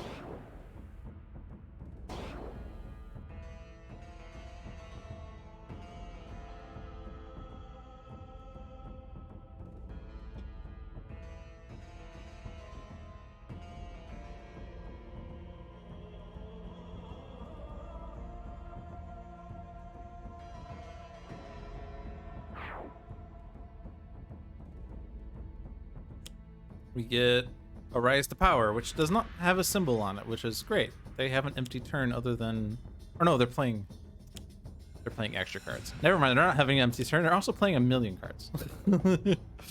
Never mind. All right, we got Isis and we got Tefna, and the order always looks weird when this happens. The first time an Elements or Ankh card is put into the villain trash each turn, this card deals the hero with the most cards in play 2 Infernal damage. The first time an Elements card is put in the villain trash each turn, this card deals the hero target with the lowest HP 2 melee damage. This is one of those I probably try to prioritize Although the discards is pretty bad, so maybe not. Anything that hits lowest HP is generally a bad card. This doesn't matter, there's no pluses, and this redirects to mainstay. I'm pretty sure none of what's gonna happen is gonna be that bad.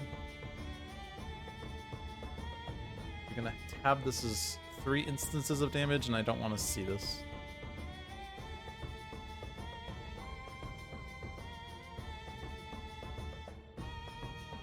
Alright, so we do have a bunch of elements. This is damage, this is damage, this is damage, this is damage, but it's all 2 or less, so it's all 0.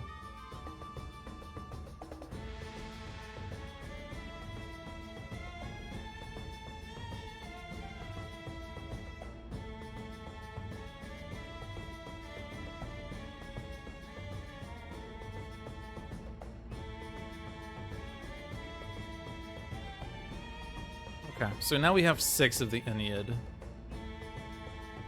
This completely set up deck by John is terrible. Round of the Flame is 1 damage to everyone not named Knew It, 2 damage to Knew It. I kind of like it. We don't need Flesh of the Song God if we're redirecting damage, so let's do it.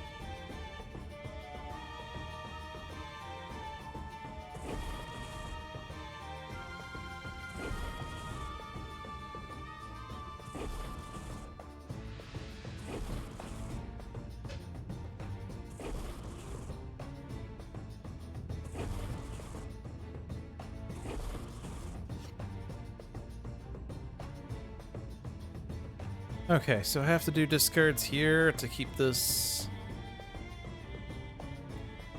Blackout is pretty good because we could hit Knew It. Knew It hits everyone and it triggers Nemesis damage. I definitely want that one. I don't think we're really at risk of mainstay dying with our setup, so we can lose second chance very easily. I want to keep Durasteel Chains to play it someday, maybe not right away. Playing into Darkness maybe will eventually kill something. Positive Energy slightly does something. Slightly does something. AoE is pretty good. A lot of these are pretty good. I don't want to discard the signatures though. This will deal 5 damage, but that's... I don't know. I don't know. I think I want to hit Knew It more. Try to get Knew It down as fast as possible. Writhe deals damage this way. And Knew It hits everyone for Nemesis damage. Including herself, but not Nemesis. Because, like, you can't trigger Nemesis bonus on yourself.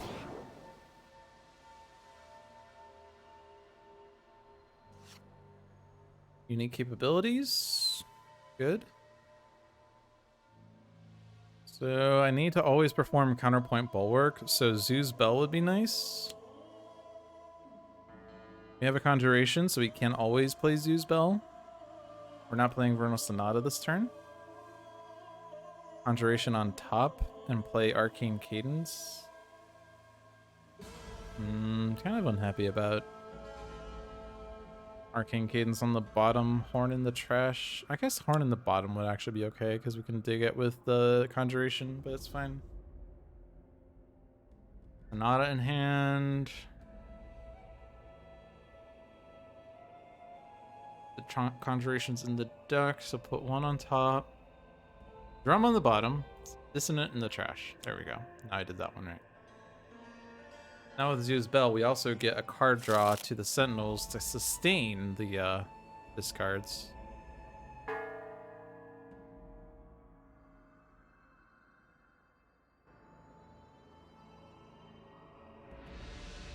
I should perhaps consider let's do weird things. All right, we're doing this. This is going to be Sentinels this game. Let's see how much we can automate this game. Sentinels will always draw a card off that. Okay. Aha. Knew It gets a +1. And then sets the secondary. It is a lot less. I could hit Anubis for 2, but So that's the second priority because he combos off of Atom. I think that's worse than Atom, but I'm not sure. Whenever a villain target is destroyed, that will never happen. Targets do not get destroyed in this game. Destroy each non-villain target with 3 or fewer. That didn't happen, and those were Onks, which means we get a Sun card, and we also deal damage. So that damage happened. It was 0. We get the Sun card that destroys equipment cards. Destroys Zoo's Bell. Great.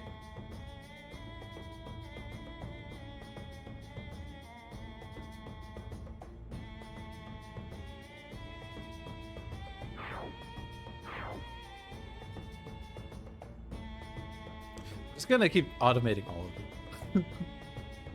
Let's see how much of this we can automate.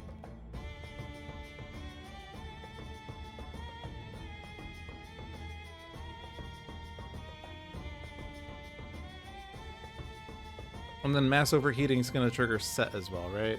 Yeah, of course it is. That plays the worst card. We can't lose him in shield. So it's kind of bad. We lost most of our setup that round.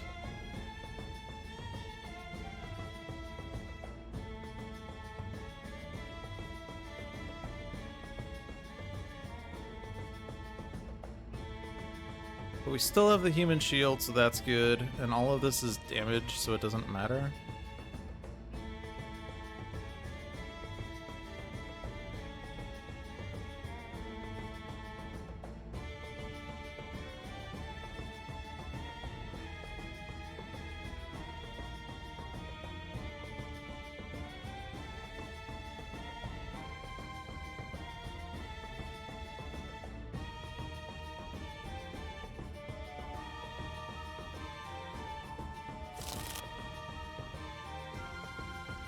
Yeah, we lost our Staff of Ra. We can play another one. We lost our Drawns of the Flames. We lost our consistent damage dealing, and that's also kind of annoying. I'm gonna do this again now. I'm at full HP, but I want that +1.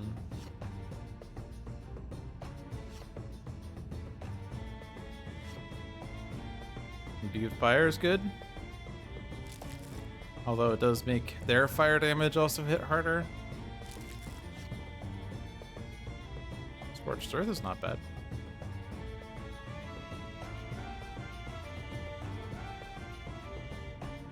Anything that says each target is generally pretty good. I think I'm losing that one. And that one. Okay, unique capabilities. Aura of Vision is actually slightly better here because no one's taking damage, but Aura of Vision gives more draws to Mainstay. And then, since we did lose the -1 from Argent Adept, I think Durasteel chains here.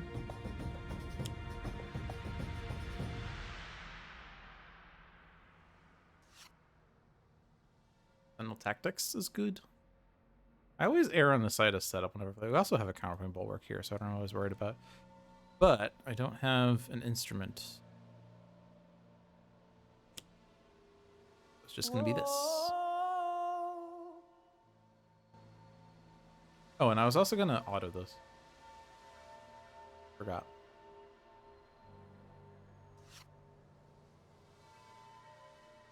So we got a conjuration there.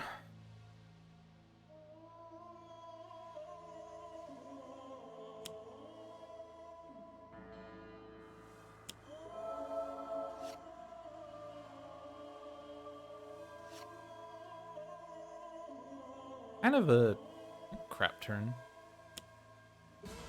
Judgment of Anubis is already in play and is dealing AoE for us. Yay!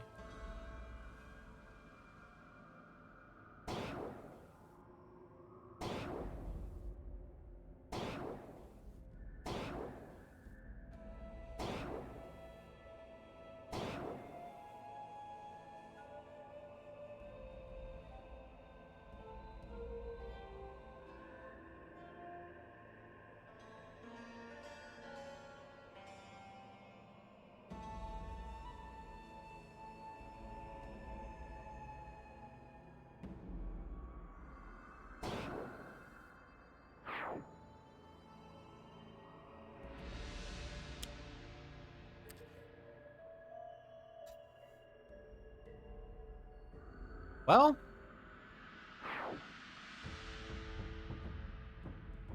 how many copies of those cards do you have? That's your last Ancient Magics. You still have one more Mass Overheating.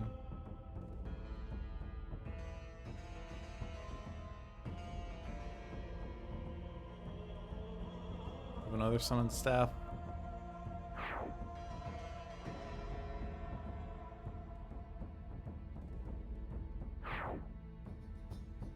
Kind of rude. If I do lose... Well, actually... Yeah, we don't have Ongoing Destruction anymore. It's fine. So we're not losing Human Shield anymore. We might lose Durasteel Chains, and we lost the last Counterpoint Bulwark. Until we can Vernal Sonata one back. Which we have in our hand anyway, so we can do it this round at least. Although we don't have a song to perform if we do that.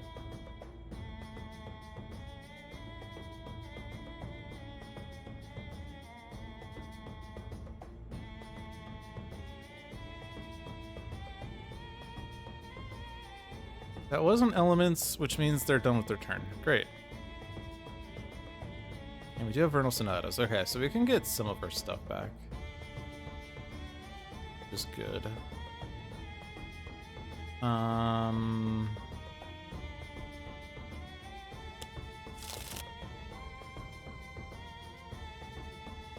Let's imbue the fire.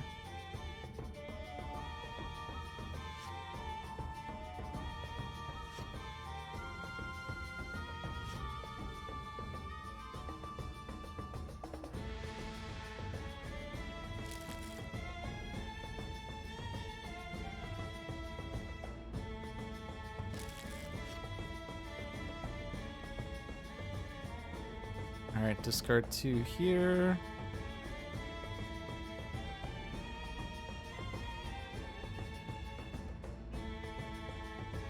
This is not AoE. This is not technically AoE.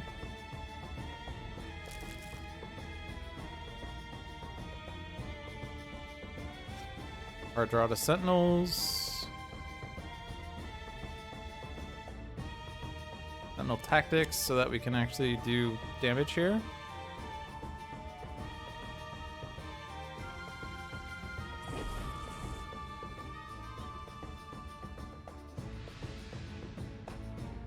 Actually, yeah, I can automate this.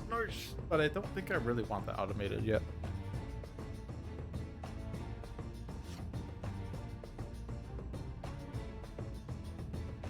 Archon Depth, we certainly are not automating just yet.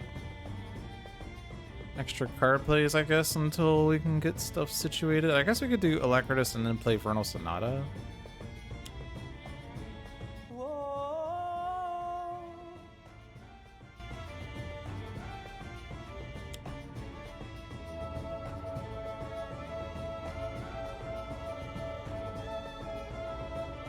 I'm gonna profess that this order will never matter. This is what Staff of Ra is in my hand, Imbued Fire is there, so it needs to be probably Drawn to the Flame, because you don't have a replacement for that yet. And of these, we could do unique capabilities. There is one signature left, but I think Team Communication is probably better just because it draws more.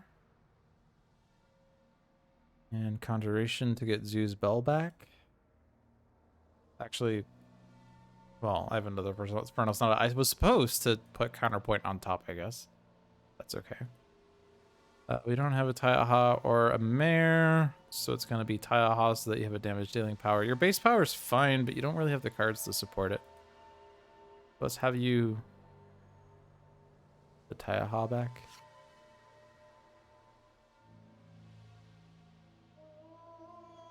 And you might as well play Dominion and one of the Haka cards.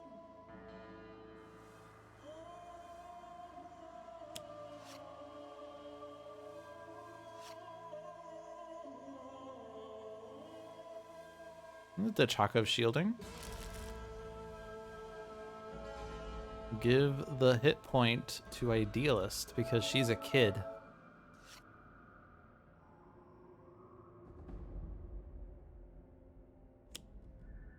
Increase damage dealt by environment targets by 1.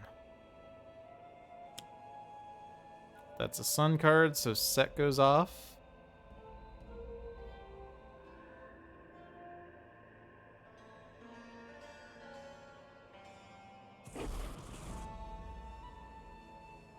Mainstay could die, actually. Because of imbued fire. Whoops!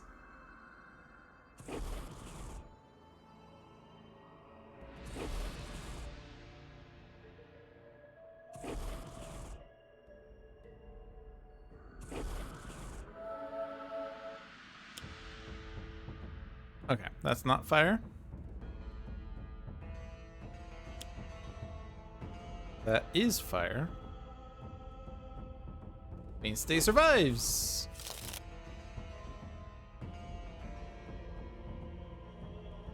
The Ennead is so much faster when it's all automated. So, I don't have the card in play yet. Let's do Staff of Ra. I just want all the pluses. I want all the pluses. Give me all the pluses that you have.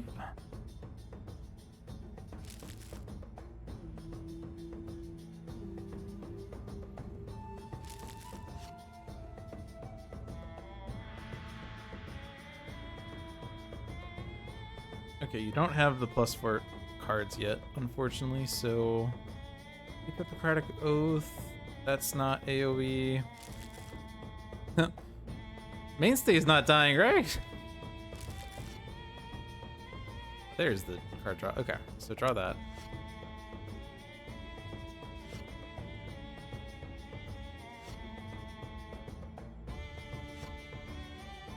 There's a unique capabilities.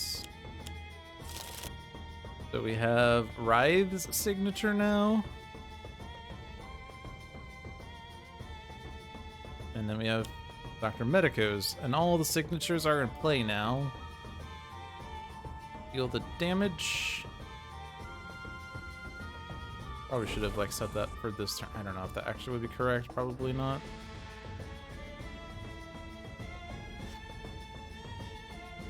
So now with Medico's signature, we can always heal Mainstay. And that's pretty good.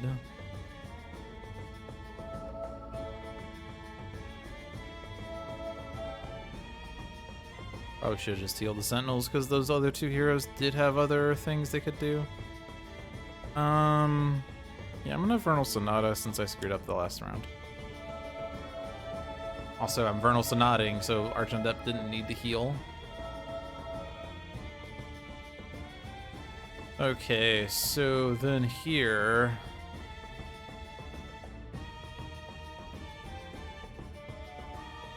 They're not at risk of destroying anything other than equipments. No Staff of Ra in my hand.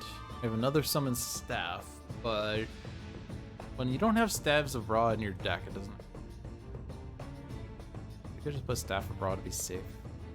None of the other cards are really that meaningful.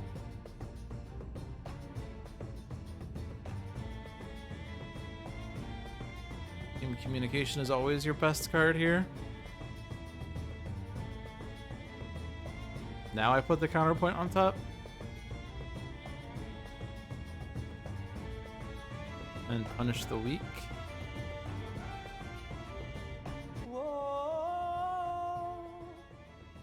And I don't want to conjure the instrument since I just put a card on top that I wanted.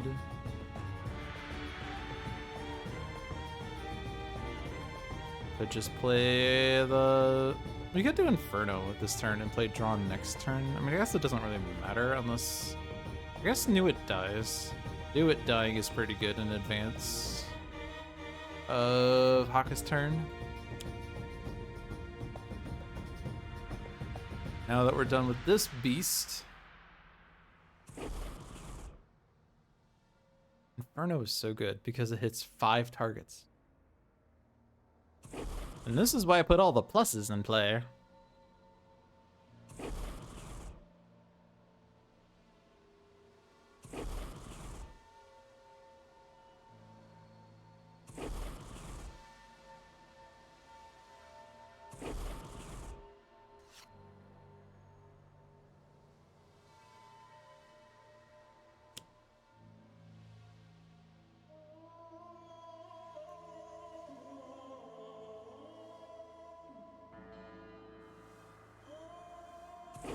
was wondering why Punish the Weak wasn't going off, but it's because it's not in play, so it's fine. Punish the Weak is actually targeting Arcana right now.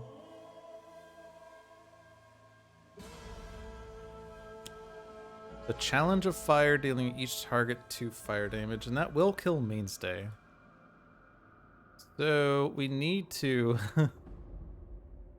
clear that for a second so that Mainstay doesn't die. I'm still gonna choose for me for this turn, no, or for all game. Try to automate as many of these decisions as possible to streamline the game. We're gonna say no to this turn because all of us are at pretty close to max HP other than Mainstay, so. Actually, a lot of us are at max HP.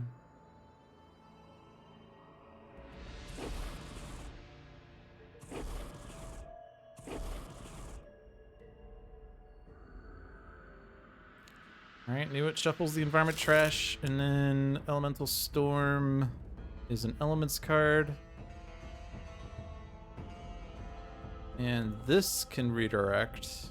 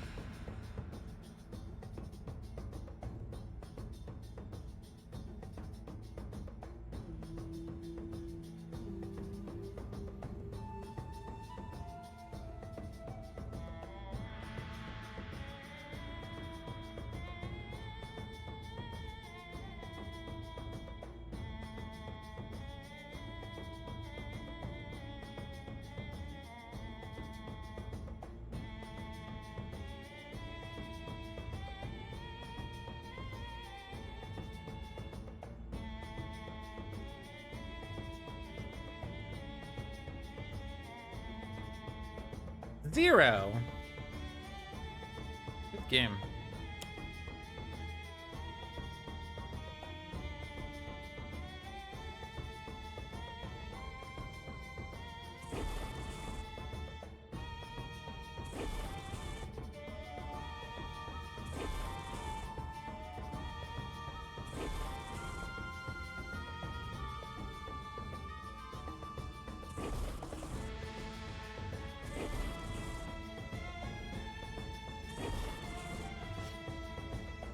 So set is gone now. Set's end cap is the start of each at the start of the villain turn, play the top card of each deck in turn order, starting with the villain deck. So it is extra card plays, but we also get a lot of card plays. Pretty nice.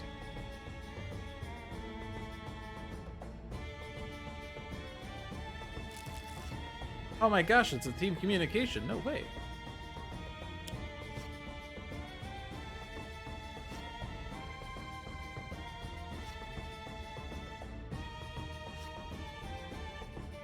There are no more signatures. So let's black out the Atom.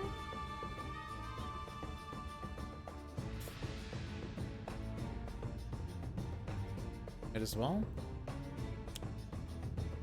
Riot deals damage this way. This is not...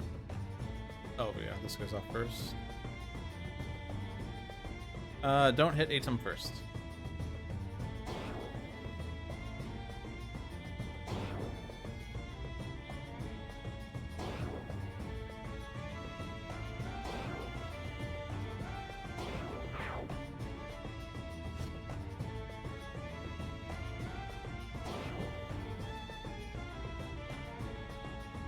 Alright, so now Atom's in cup. At the start of the villain turn, shuffle the villain trash into the villain deck. So now we don't know what's going to be played. The ongoings could be destroyed again. Alright, who next? Like, these effects don't actually matter because damage all redirects to mainstay. Infernal, melee doesn't matter, so whoever has the least bad in cap. Discarding cards from each hero deck. Each player discards a card. That's obviously the worst. Player puts the top card of their hero deck on the bottom of their hero deck. That's actually both Isis and Geb are both bad because Vernal Sonata doesn't work anymore. But we don't have any more Vernal Sonatas, so it doesn't actually matter. Let's hit Geb, I guess.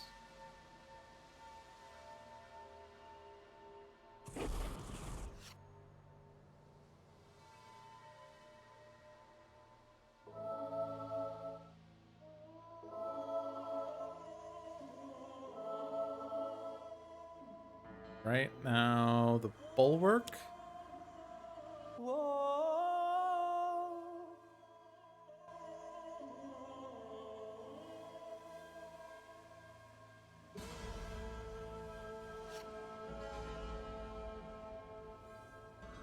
It automated one of those, which is pretty cool. This should kill Gep now. And then Isis is the next lowest. Yeah, the Ennead made this game harder than it needed to be because they destroyed our setup like 2 straight rounds, but we overwhelmed them anyway. Now, Mainstay should have a -3. Reduce damage to Sentinels, Mainstay, and then... So we can let the Challenge of Fire go off.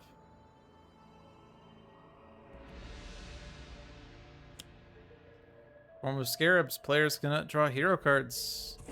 Oh no!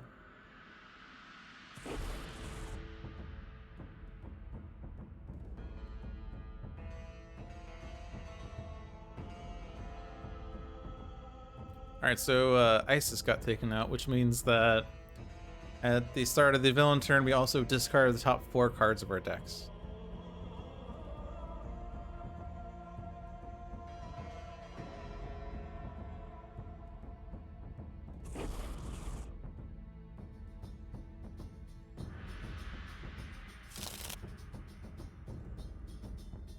Theoretically, this order, well, it doesn't actually matter, but it does matter what cards move, but the game's gonna end too quickly for it to matter. Extra card plays now. Extra power? Yes, please. Game's over.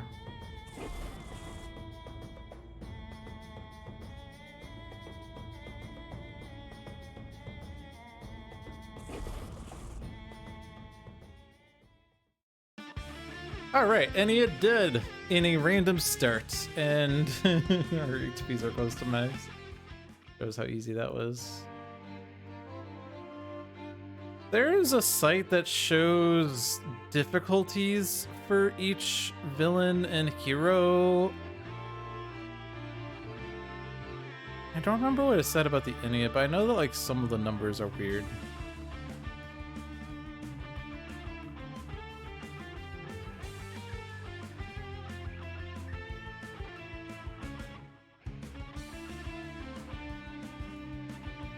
This one? Thanos of the Multiverse difficulty score system, yeah. So the Ennead are at basic difficulty is -84. The scoring system is so weird though. To determine the difficulty of the game, add up the difficulty values of the number of players, each of the heroes, the villain, and the environment. And the last table on the right translates difficulty scores to observed loss rates. I'm also not showing this on screen. If you want to check this out yourself, go to x.gray.org/sentinels-of-multiverse-difficulty-scores.html. Yes, I know that's a terrible URL. Just search Sentinels of the Multiverse difficulty scores and it should pop up as the first result. There is some method to the scoring system here. But what I find exceptionally weird is that Omnitron U is apparently the hardest hero. But there is a note that there's insufficient data for a reasonable estimate. I don't know the last time this was updated. This version of the model was built... it was built on May 28, 2016. Okay, so it's outdated. Okay, cool. I was looking at this the other day though because I found it amusing. I'm not trying to use apparently the hardest. Best of Times Chrono Ranger has not enough data to even have a number. Dark Watch Setback is second worst. Elemental Wrath Absolute Zero is third worst. Why? I don't know. Hard Girl Warfang is the hardest villain apparently. Even harder than Iron Legacy. Rock City is the hardest environment. That makes sense. Easiest environment is Final Wasteland. Easiest villain is Variant Infinitor, followed by Ambuscade. Easiest hero is Hunted Naturalist, followed by Adamant Sentinels. So anyway, with the game that we just played, what does this amount to?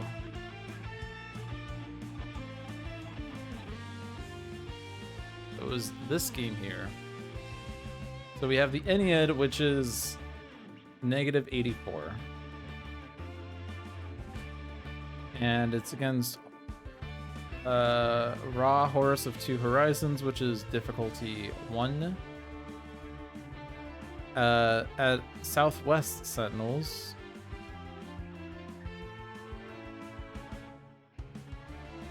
which is negative 59. And then Argent Adept, which is difficulty 9. And Prime Warden's Haka, which is negative 18. Played in Tomb of Anubis, which is score 2. And we're playing with 4 heroes, so that's a negative 28. That means this matchup was a negative 177, which puts it between negative 200, which is extremely easy, 5% chance of losing, and negative 125, which is very easy, 10% chance of losing. So this was apparently a very easy match, is what I'm getting out of this. The next one shot, Ballroom Blitz. I don't know if team villains are on here.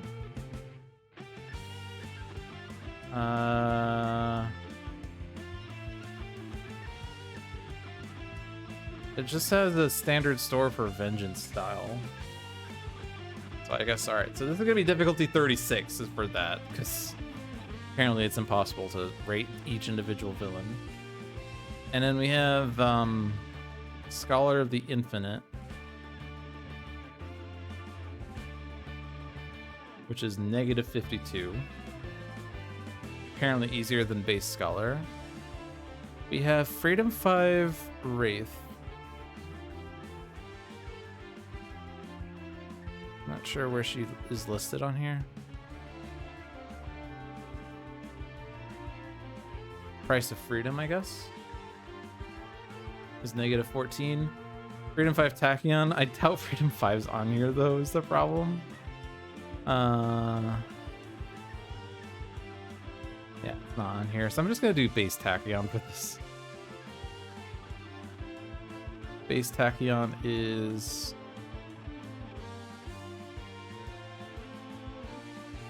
Where are you?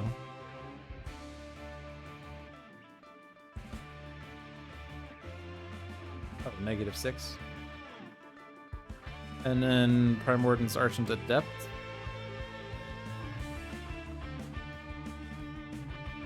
He's negative 4. Playing in Freedom Tower, which is negative 26. And then this is with 4 heroes, so we subtract a 28 from that, and that puts us at negative 94. So it's higher than negative 125, less than negative 65, but it's still between very easy and easy. We have between a 10% and a 16% chance of losing, according to this. I don't know how accurate that will be, but let's see. Ballroom Blitz. Freedom Tower wasn't hosting many parties these days. The ballroom seemed quiet and dark as usual, but that was about to change. The scholar closed his eyes. I see a man in the back. No, a beast, as a matter of fact. His eyes are as red as the sun, and the woman in the corner, let no one ignore her. She can kill you with a wink of her eye. He looked to his teammates. Are you ready, Meredith? Tony? Maya? All right then, let's go. Bugbear liked the darkness. He had no problem seeing the heroes. I see a man in the back, ready to crack his bones. A girl in the corner. She thinks she's the powerful one. He snarled. Everyone attack! I like that. This one-shot requires mini-pack 2 Infernal Relics, Vengeance, and Villains of the Multiverse. So Bugbear, the Operative, Friction, and Greaser versus Scholar of the Infinite, Freedom 5 Wraith, Freedom 6 Wraith, Freedom 5 Tachyon, and Primordial's Arch in Depth and Freedom Tower. Spent a lot of time just going over the difficulty scores from xgrade.com or whatever.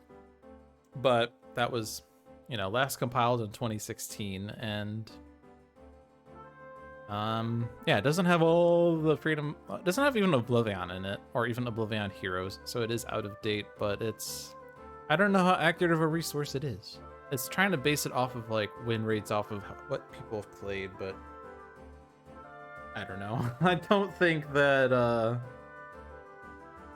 Omnitron U is the worst hero. Omnitron U is really strong. Run while you can, the chase just flavors the meat. The time for quiet contemplation is over. We must act boldly. No! Alright. So, Scholar of the Infinite with Get Out of the Way, Offensive Transmutation, Proverbs and Axioms, and Solid to Liquid. Price of Freedom Wraith or Freedom 6 Wraith with Impromptu Invention, Inventory Barrage, Mega Computer, and Micro Targeting Computer. Freedom 5 Tachyon with HUD Goggles, 2 Hypersonic Assaults, and a Pushing the Limits. Primordial's Arch in the Depth with Arcane Cadence, Inspiring Supertonic, Inventive Preparation, and Saraband of Destruction. So this is a team match, which means that we have 4 villains that go in between the hero turns. Bugbear starts with a Blood Scent, which at the start of Bugbear's turn, Bugbear deals the target next to this card 3 melee damage unless one player discards 2 cards, then move this card to Bugbear's play area. It doesn't actually start next to anyone, so it's only on the second turn that it does something. Either 3 damage or you discard 2 cards. Damage dealt by Bugbear is increased by the number of incapacitated character cards. Whenever Bugbear deals damage, he regains HP equal to the amount of damage dealt. At the end of Bugbear's turn, Bugbear deals the hero target with the highest HP 2 melee damage. Then, if Blood Scent is in Bugbear's play area, it is moved next to the hero target with the highest HP. So it moves around, but it can be destroyed. The Operative starts with Iato Practitioner, which is an ongoing card. The first time damage dealt by the Operative reduces a target to 0 or fewer HP each turn. The Operative deals the hero target with the highest HP 5 melee damage. I don't think I've ever seen that go off. At the end of the Operative's turn, the Operative deals the hero target with the second lowest HP 2 melee damage. Then we have Friction. At the start of the game, Shock Dampeners and Stolen Gear are put into play. So Shock Dampeners... Friction is immune to lightning damage, but this has 9 HP and can be destroyed. And Stolen Gear, at the end of Friction's turn, play the top card of Friction's deck, has 7 HP, can be destroyed. So we can make her take lightning damage, which all of her surge cards say deal herself damage. And we can also stop her from playing extra cards, which can be good because she can destroy our stuff. And then Greaser. Living Paycheck is put into the play area of the hero target with the highest HP, then Impeccable Pompadour is put into play and Greaser's deck is shuffled. So Living Paycheck, this card is indestructible and cannot leave this play area until Greaser is incapacitated. If there are ever no active hero character cards in this play area, incapacitate Greaser. So this goes to the hero with the highest HP, that's going to be Scholar, so Scholar is Greaser's nemesis, and Impeccable Pompadour is the hair. This card is indestructible. Whenever this card is dealt damage while at over 0 HP, Greaser deals the source of that damage 2 melee damage. At the start of Greaser's turn, if this card has 0 or fewer HP, Greaser deals himself 3 psychic damage, then restore this card to 4 HP. So it retaliates and also hurts himself if it's, you know, too low. Greaser's nemesis is any hero character card in the same play area as the contract card. At the end of Greaser's turn, he deals each hero character card in the play area with the contract card 2 energy damage. Greaser is usually the villain you focus on last, because if it's Greaser and 2 other heroes, you win the game. You just incapacitate the Greaser nemesis. But if you do incapacitate him early, At the end of Greaser's turn, the top card of the villain deck belonging to the villain character card with the lowest HP is played, so he still basically has a play phase. Friction's in cap. At the start of Friction's turn, destroy one hero, ongoing, or equipment card. That's rude. Operative's in cap. Whenever a hero target would regain HP, that hero target only regains 1 HP instead. So sorry, Scholar, but that nerfs you. And Bugbear's in cap. At the start of Bugbear's turn, each villain target regains 1 HP. Bugbear is usually the one you want to focus on first, because if there are any in-capped villains or heroes, he hits harder and heals for more as the result.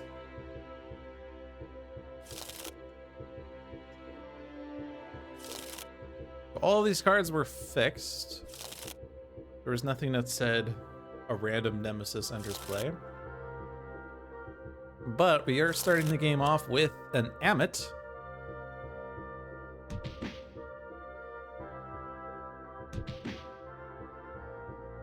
And that was it. Amit is a nemesis, but Ra's not in the game, so all he does is deals the hero target with the highest HP 3 melee damage. Generally not worth focusing on the minions. Better to focus on the villain character cards directly. We do have 2 hypersonic assaults, and that's really good. So we can basically stop these guys from dealing damage for 2 straight rounds, so I don't need to offensive transmutation immediately, per se. We want to do Proverbs and Axioms for any reason. I don't think our powers are strong enough to want that. Other than Argent Adepts, maybe. Don't need the hit points for it either. I mean, you could just offensive transmutation for damage. If our plan is just a hypersonic assault the next 2 rounds. Unless someone has a -1. I'm not sure who would have a -1. I don't think I necessarily want to focus on stolen gear or shock dampeners right away. This does also draw cards.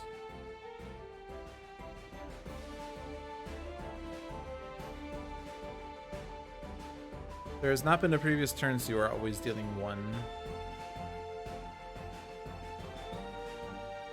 Freezer is Scholar's Nemesis. So I don't know. I don't know.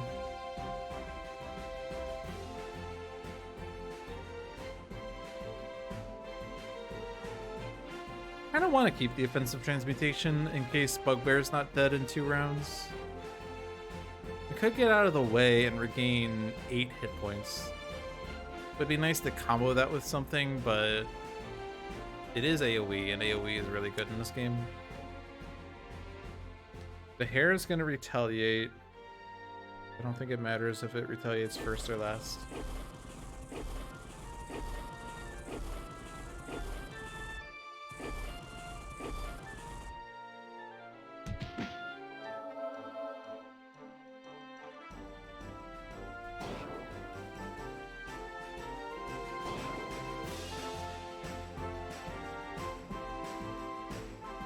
Alright, Operative, what are you doing? Dealing damage and destroying ongoing cards in the same play area, but there are none. I had Argent Adept with this. And then I'm gonna hit Wraith with this because Tachyon's very likely to hit herself with pushing the limits. And prompt through the invention.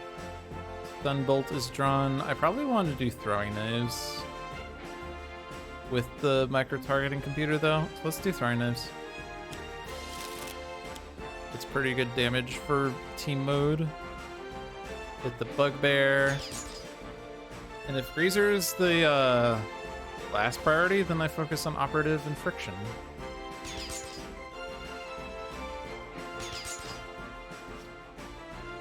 Utility Belt is pretty good. Friction does unhealthy speed, playing extra cards.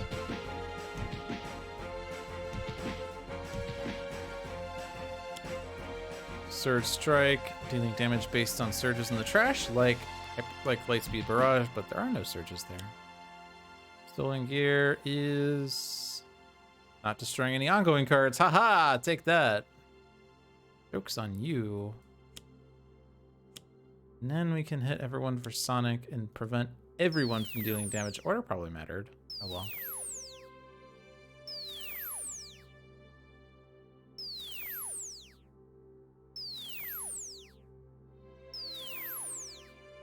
Because, okay, Greaser was hit first and then the hair. Because, yeah, Backup one Humbadour goes off. But that's fine. Focus on Bugbear. No one can deal damage, so we're very safe for the next round or two.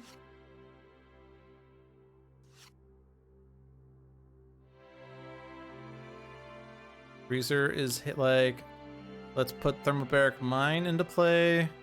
This will deal damage. Whenever a card enters this play area, this card deals each hero target damage. That's terrible. Go to Wraith's play area. Because Tachyon doesn't want the damage to happen, now does she? So we are activating an Accompany, so Inventive Preparation is good because that gives extra plays. I like extra plays.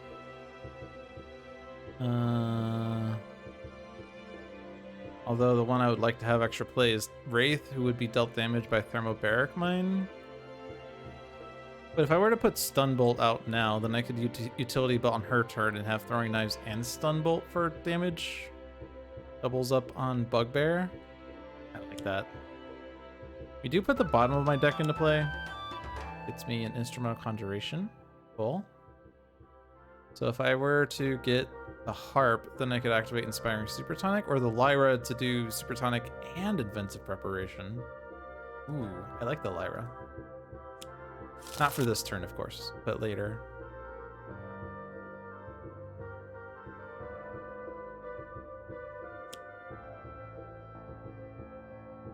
Worth.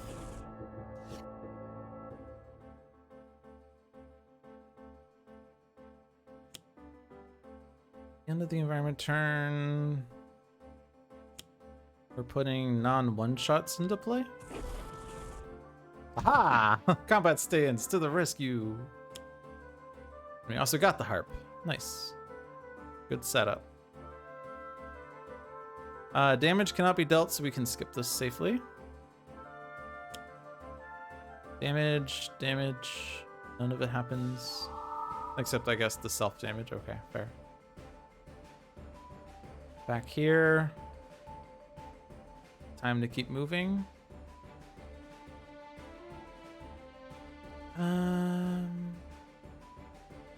We do have a lot of potential with Argent Adept this turn, with Proverbs and Axioms and Harp into Lyra or something. Oh no, he doesn't have the Inspiring Supertonic yet, so never mind. Do I keep moving? Let's keep moving. Get my favorite Flesh to Iron. I'm not going to play those though.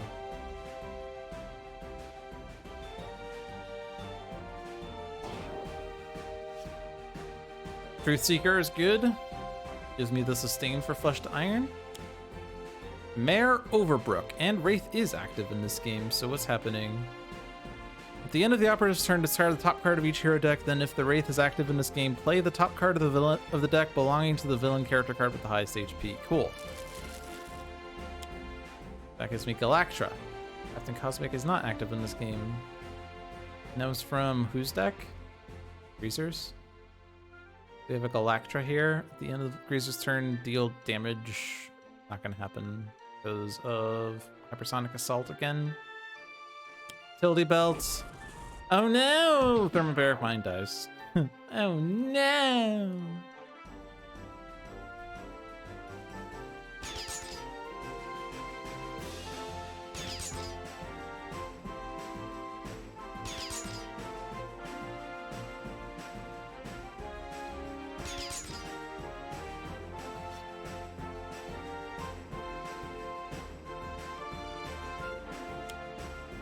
Destroy cards. Destroy how many cards? Destroy 3 cards. Brutal. Well, that one's not really necessary. I don't need flesh to iron.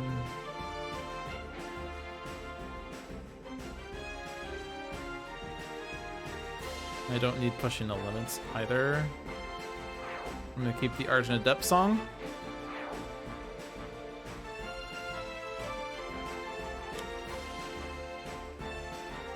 Damage, except it doesn't happen. Alright, I'm still playing 2 cards.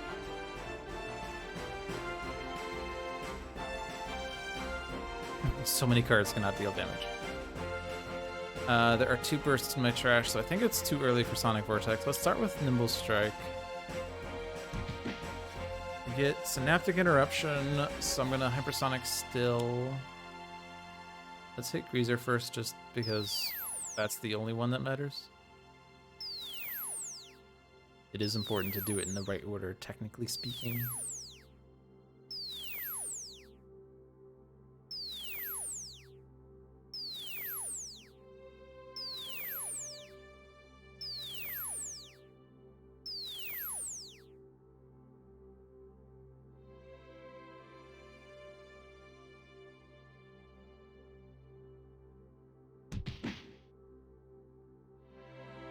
Don't need to do that. Fleet of Foot is good. Freezer is putting this next to Wraith again. Yay! But I don't have my retaliation anymore. No. Alright. Aspiring Supertonic. I think giving the power to Wraith is going to be pretty good.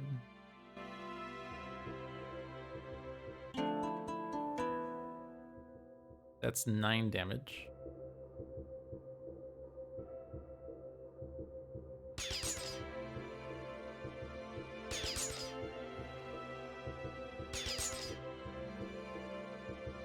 You get an extra card play if we want it. Fleet of Foot is pretty good. We already used Wraith's power, so Proverbs the next game is not really good. Do Fleet of Foot.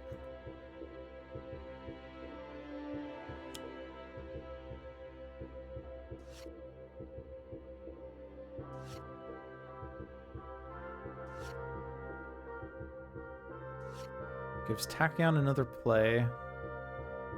Playing Pushing the Limits is pretty wrong. There are 3 bursts in my trash, so I could hit Bugbear, Operative, and Friction with this. Let's do Synaptic Interruption. Just in case. I mean, no one can actually deal damage, but just in case.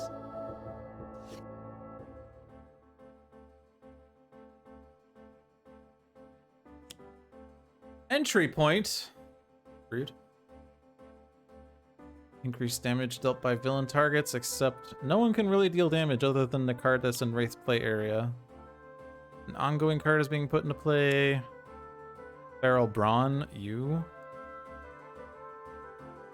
The Bugbear still cannot deal damage. So he has a damage increase and a damage reduction. Can't deal damage just a little longer. This is a good term for Proverbs and Axioms, though, right? Card draws and powers. Blinding Speed is pretty good. Let's have Arjun up go off first. Deal yourself damage. Do the Harp and Lyra trick.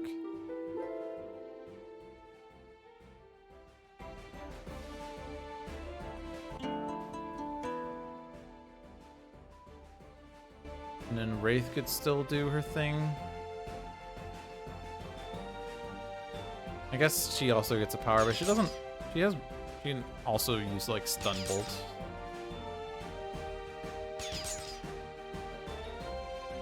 And then we can use Blinding Speed to destroy the thing. Yep.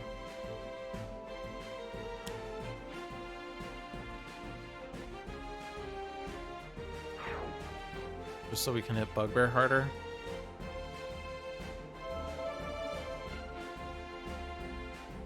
I don't think it's worth taking. Oh, but you can redirect it. Yeah, that seems nice.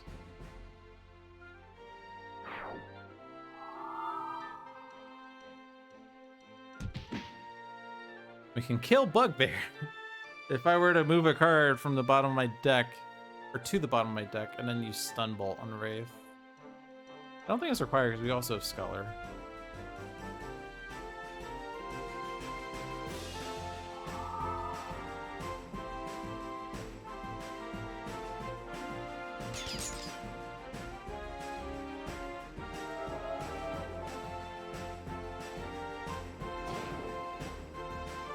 All right, one down.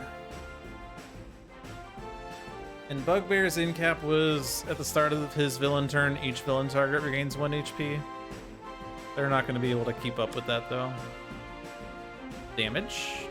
But can't happen. Damage can't happen. And another Greaser card is being played. That's not going to matter. Sort of. Use the Scholar's Play area. What does that card say? At the start of that hero's turn, this card deals each target in this play area 1 sonic damage and 1 energy damage. Okay. Whatever you say. Barbaric Mine is still here. It's fine.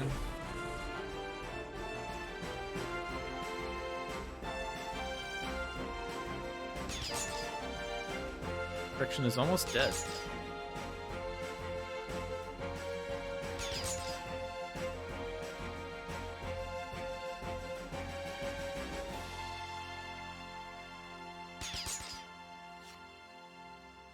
Friction cannot deal damage on her own turn. It is probably going to do something stupid. BD Sidestep doesn't do anything. Argentium, guys, is not active, so you do deal 1 damage to the second lowest. 2 damage, sorry, entry point. That's fine. No more hypersonic assaults, but the game is basically won at this point. It's my game to lose. I don't think this triggers Speedy Sidestep because it's just 4. Yeah. Nat is by I focused on Friction instead of her other cards because she was dying quickly anyway. We have how many other targets? I think it's 3 more. Hit this one and we'll take itself out. I guess that's not vital. I mean, these aren't... It could die if I use... thing. I think Operative is just gonna die quickly anyway. Which means that Mare Overbrook also dies. We just have to think about Greaser and Pompadour and Galactra.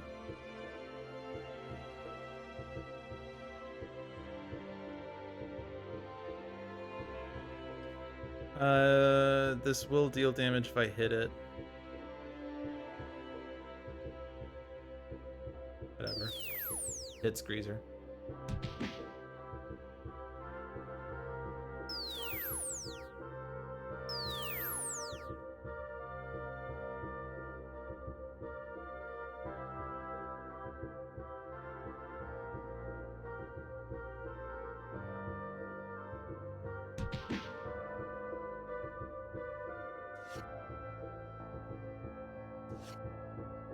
So at the start of Friction's turn, an ongoing or equipment card is destroyed.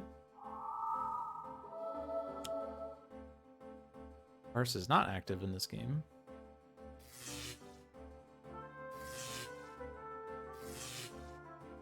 Just damage. And quite a bit of damage, all things considered. There's no ongoing card over here, so I don't need to worry about Theraband.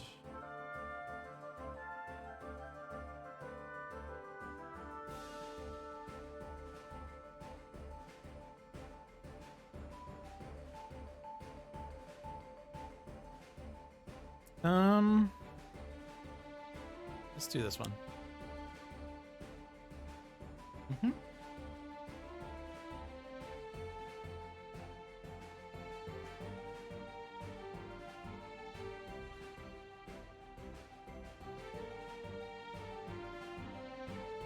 Doesn't really matter, honestly.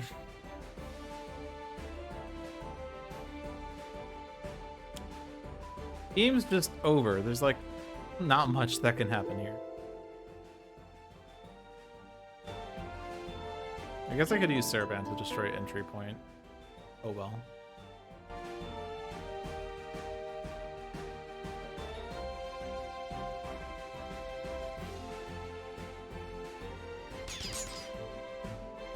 We win the game by killing Scholar.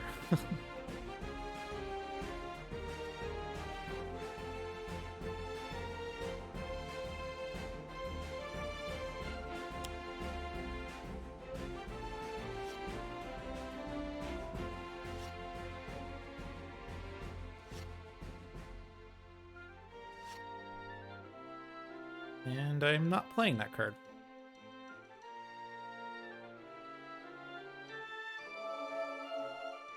Oh no, my healing was reduced because of operative. Rude.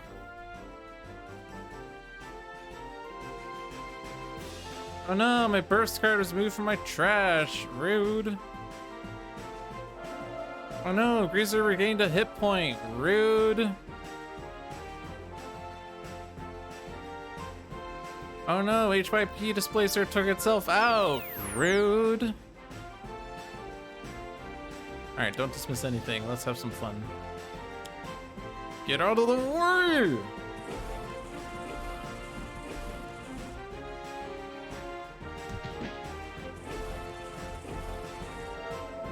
Oh no, I only regained 1 hit point. Bug. Seems like a pretty terrible bug.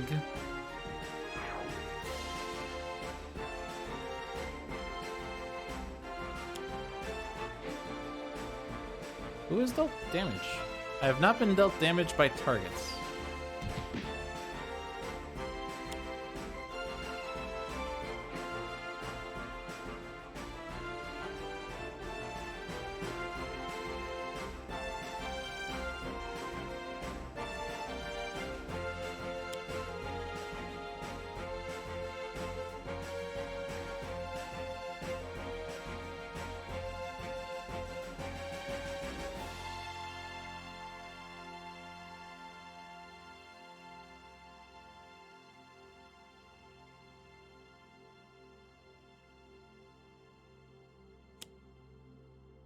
Instrument.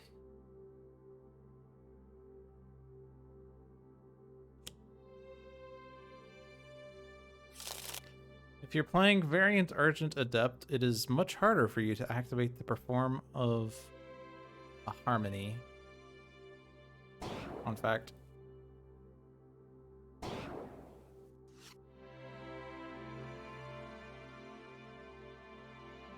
Which is why I tend to take Zoo's Bell if I have the Harp and the Lyra, or if there's nothing else to take. Inventory Barrage, I have 5. 5 times 2 is more than 8. I also would have won by just doing, by doing my powers. That would have dealt 8 damage to Greaser.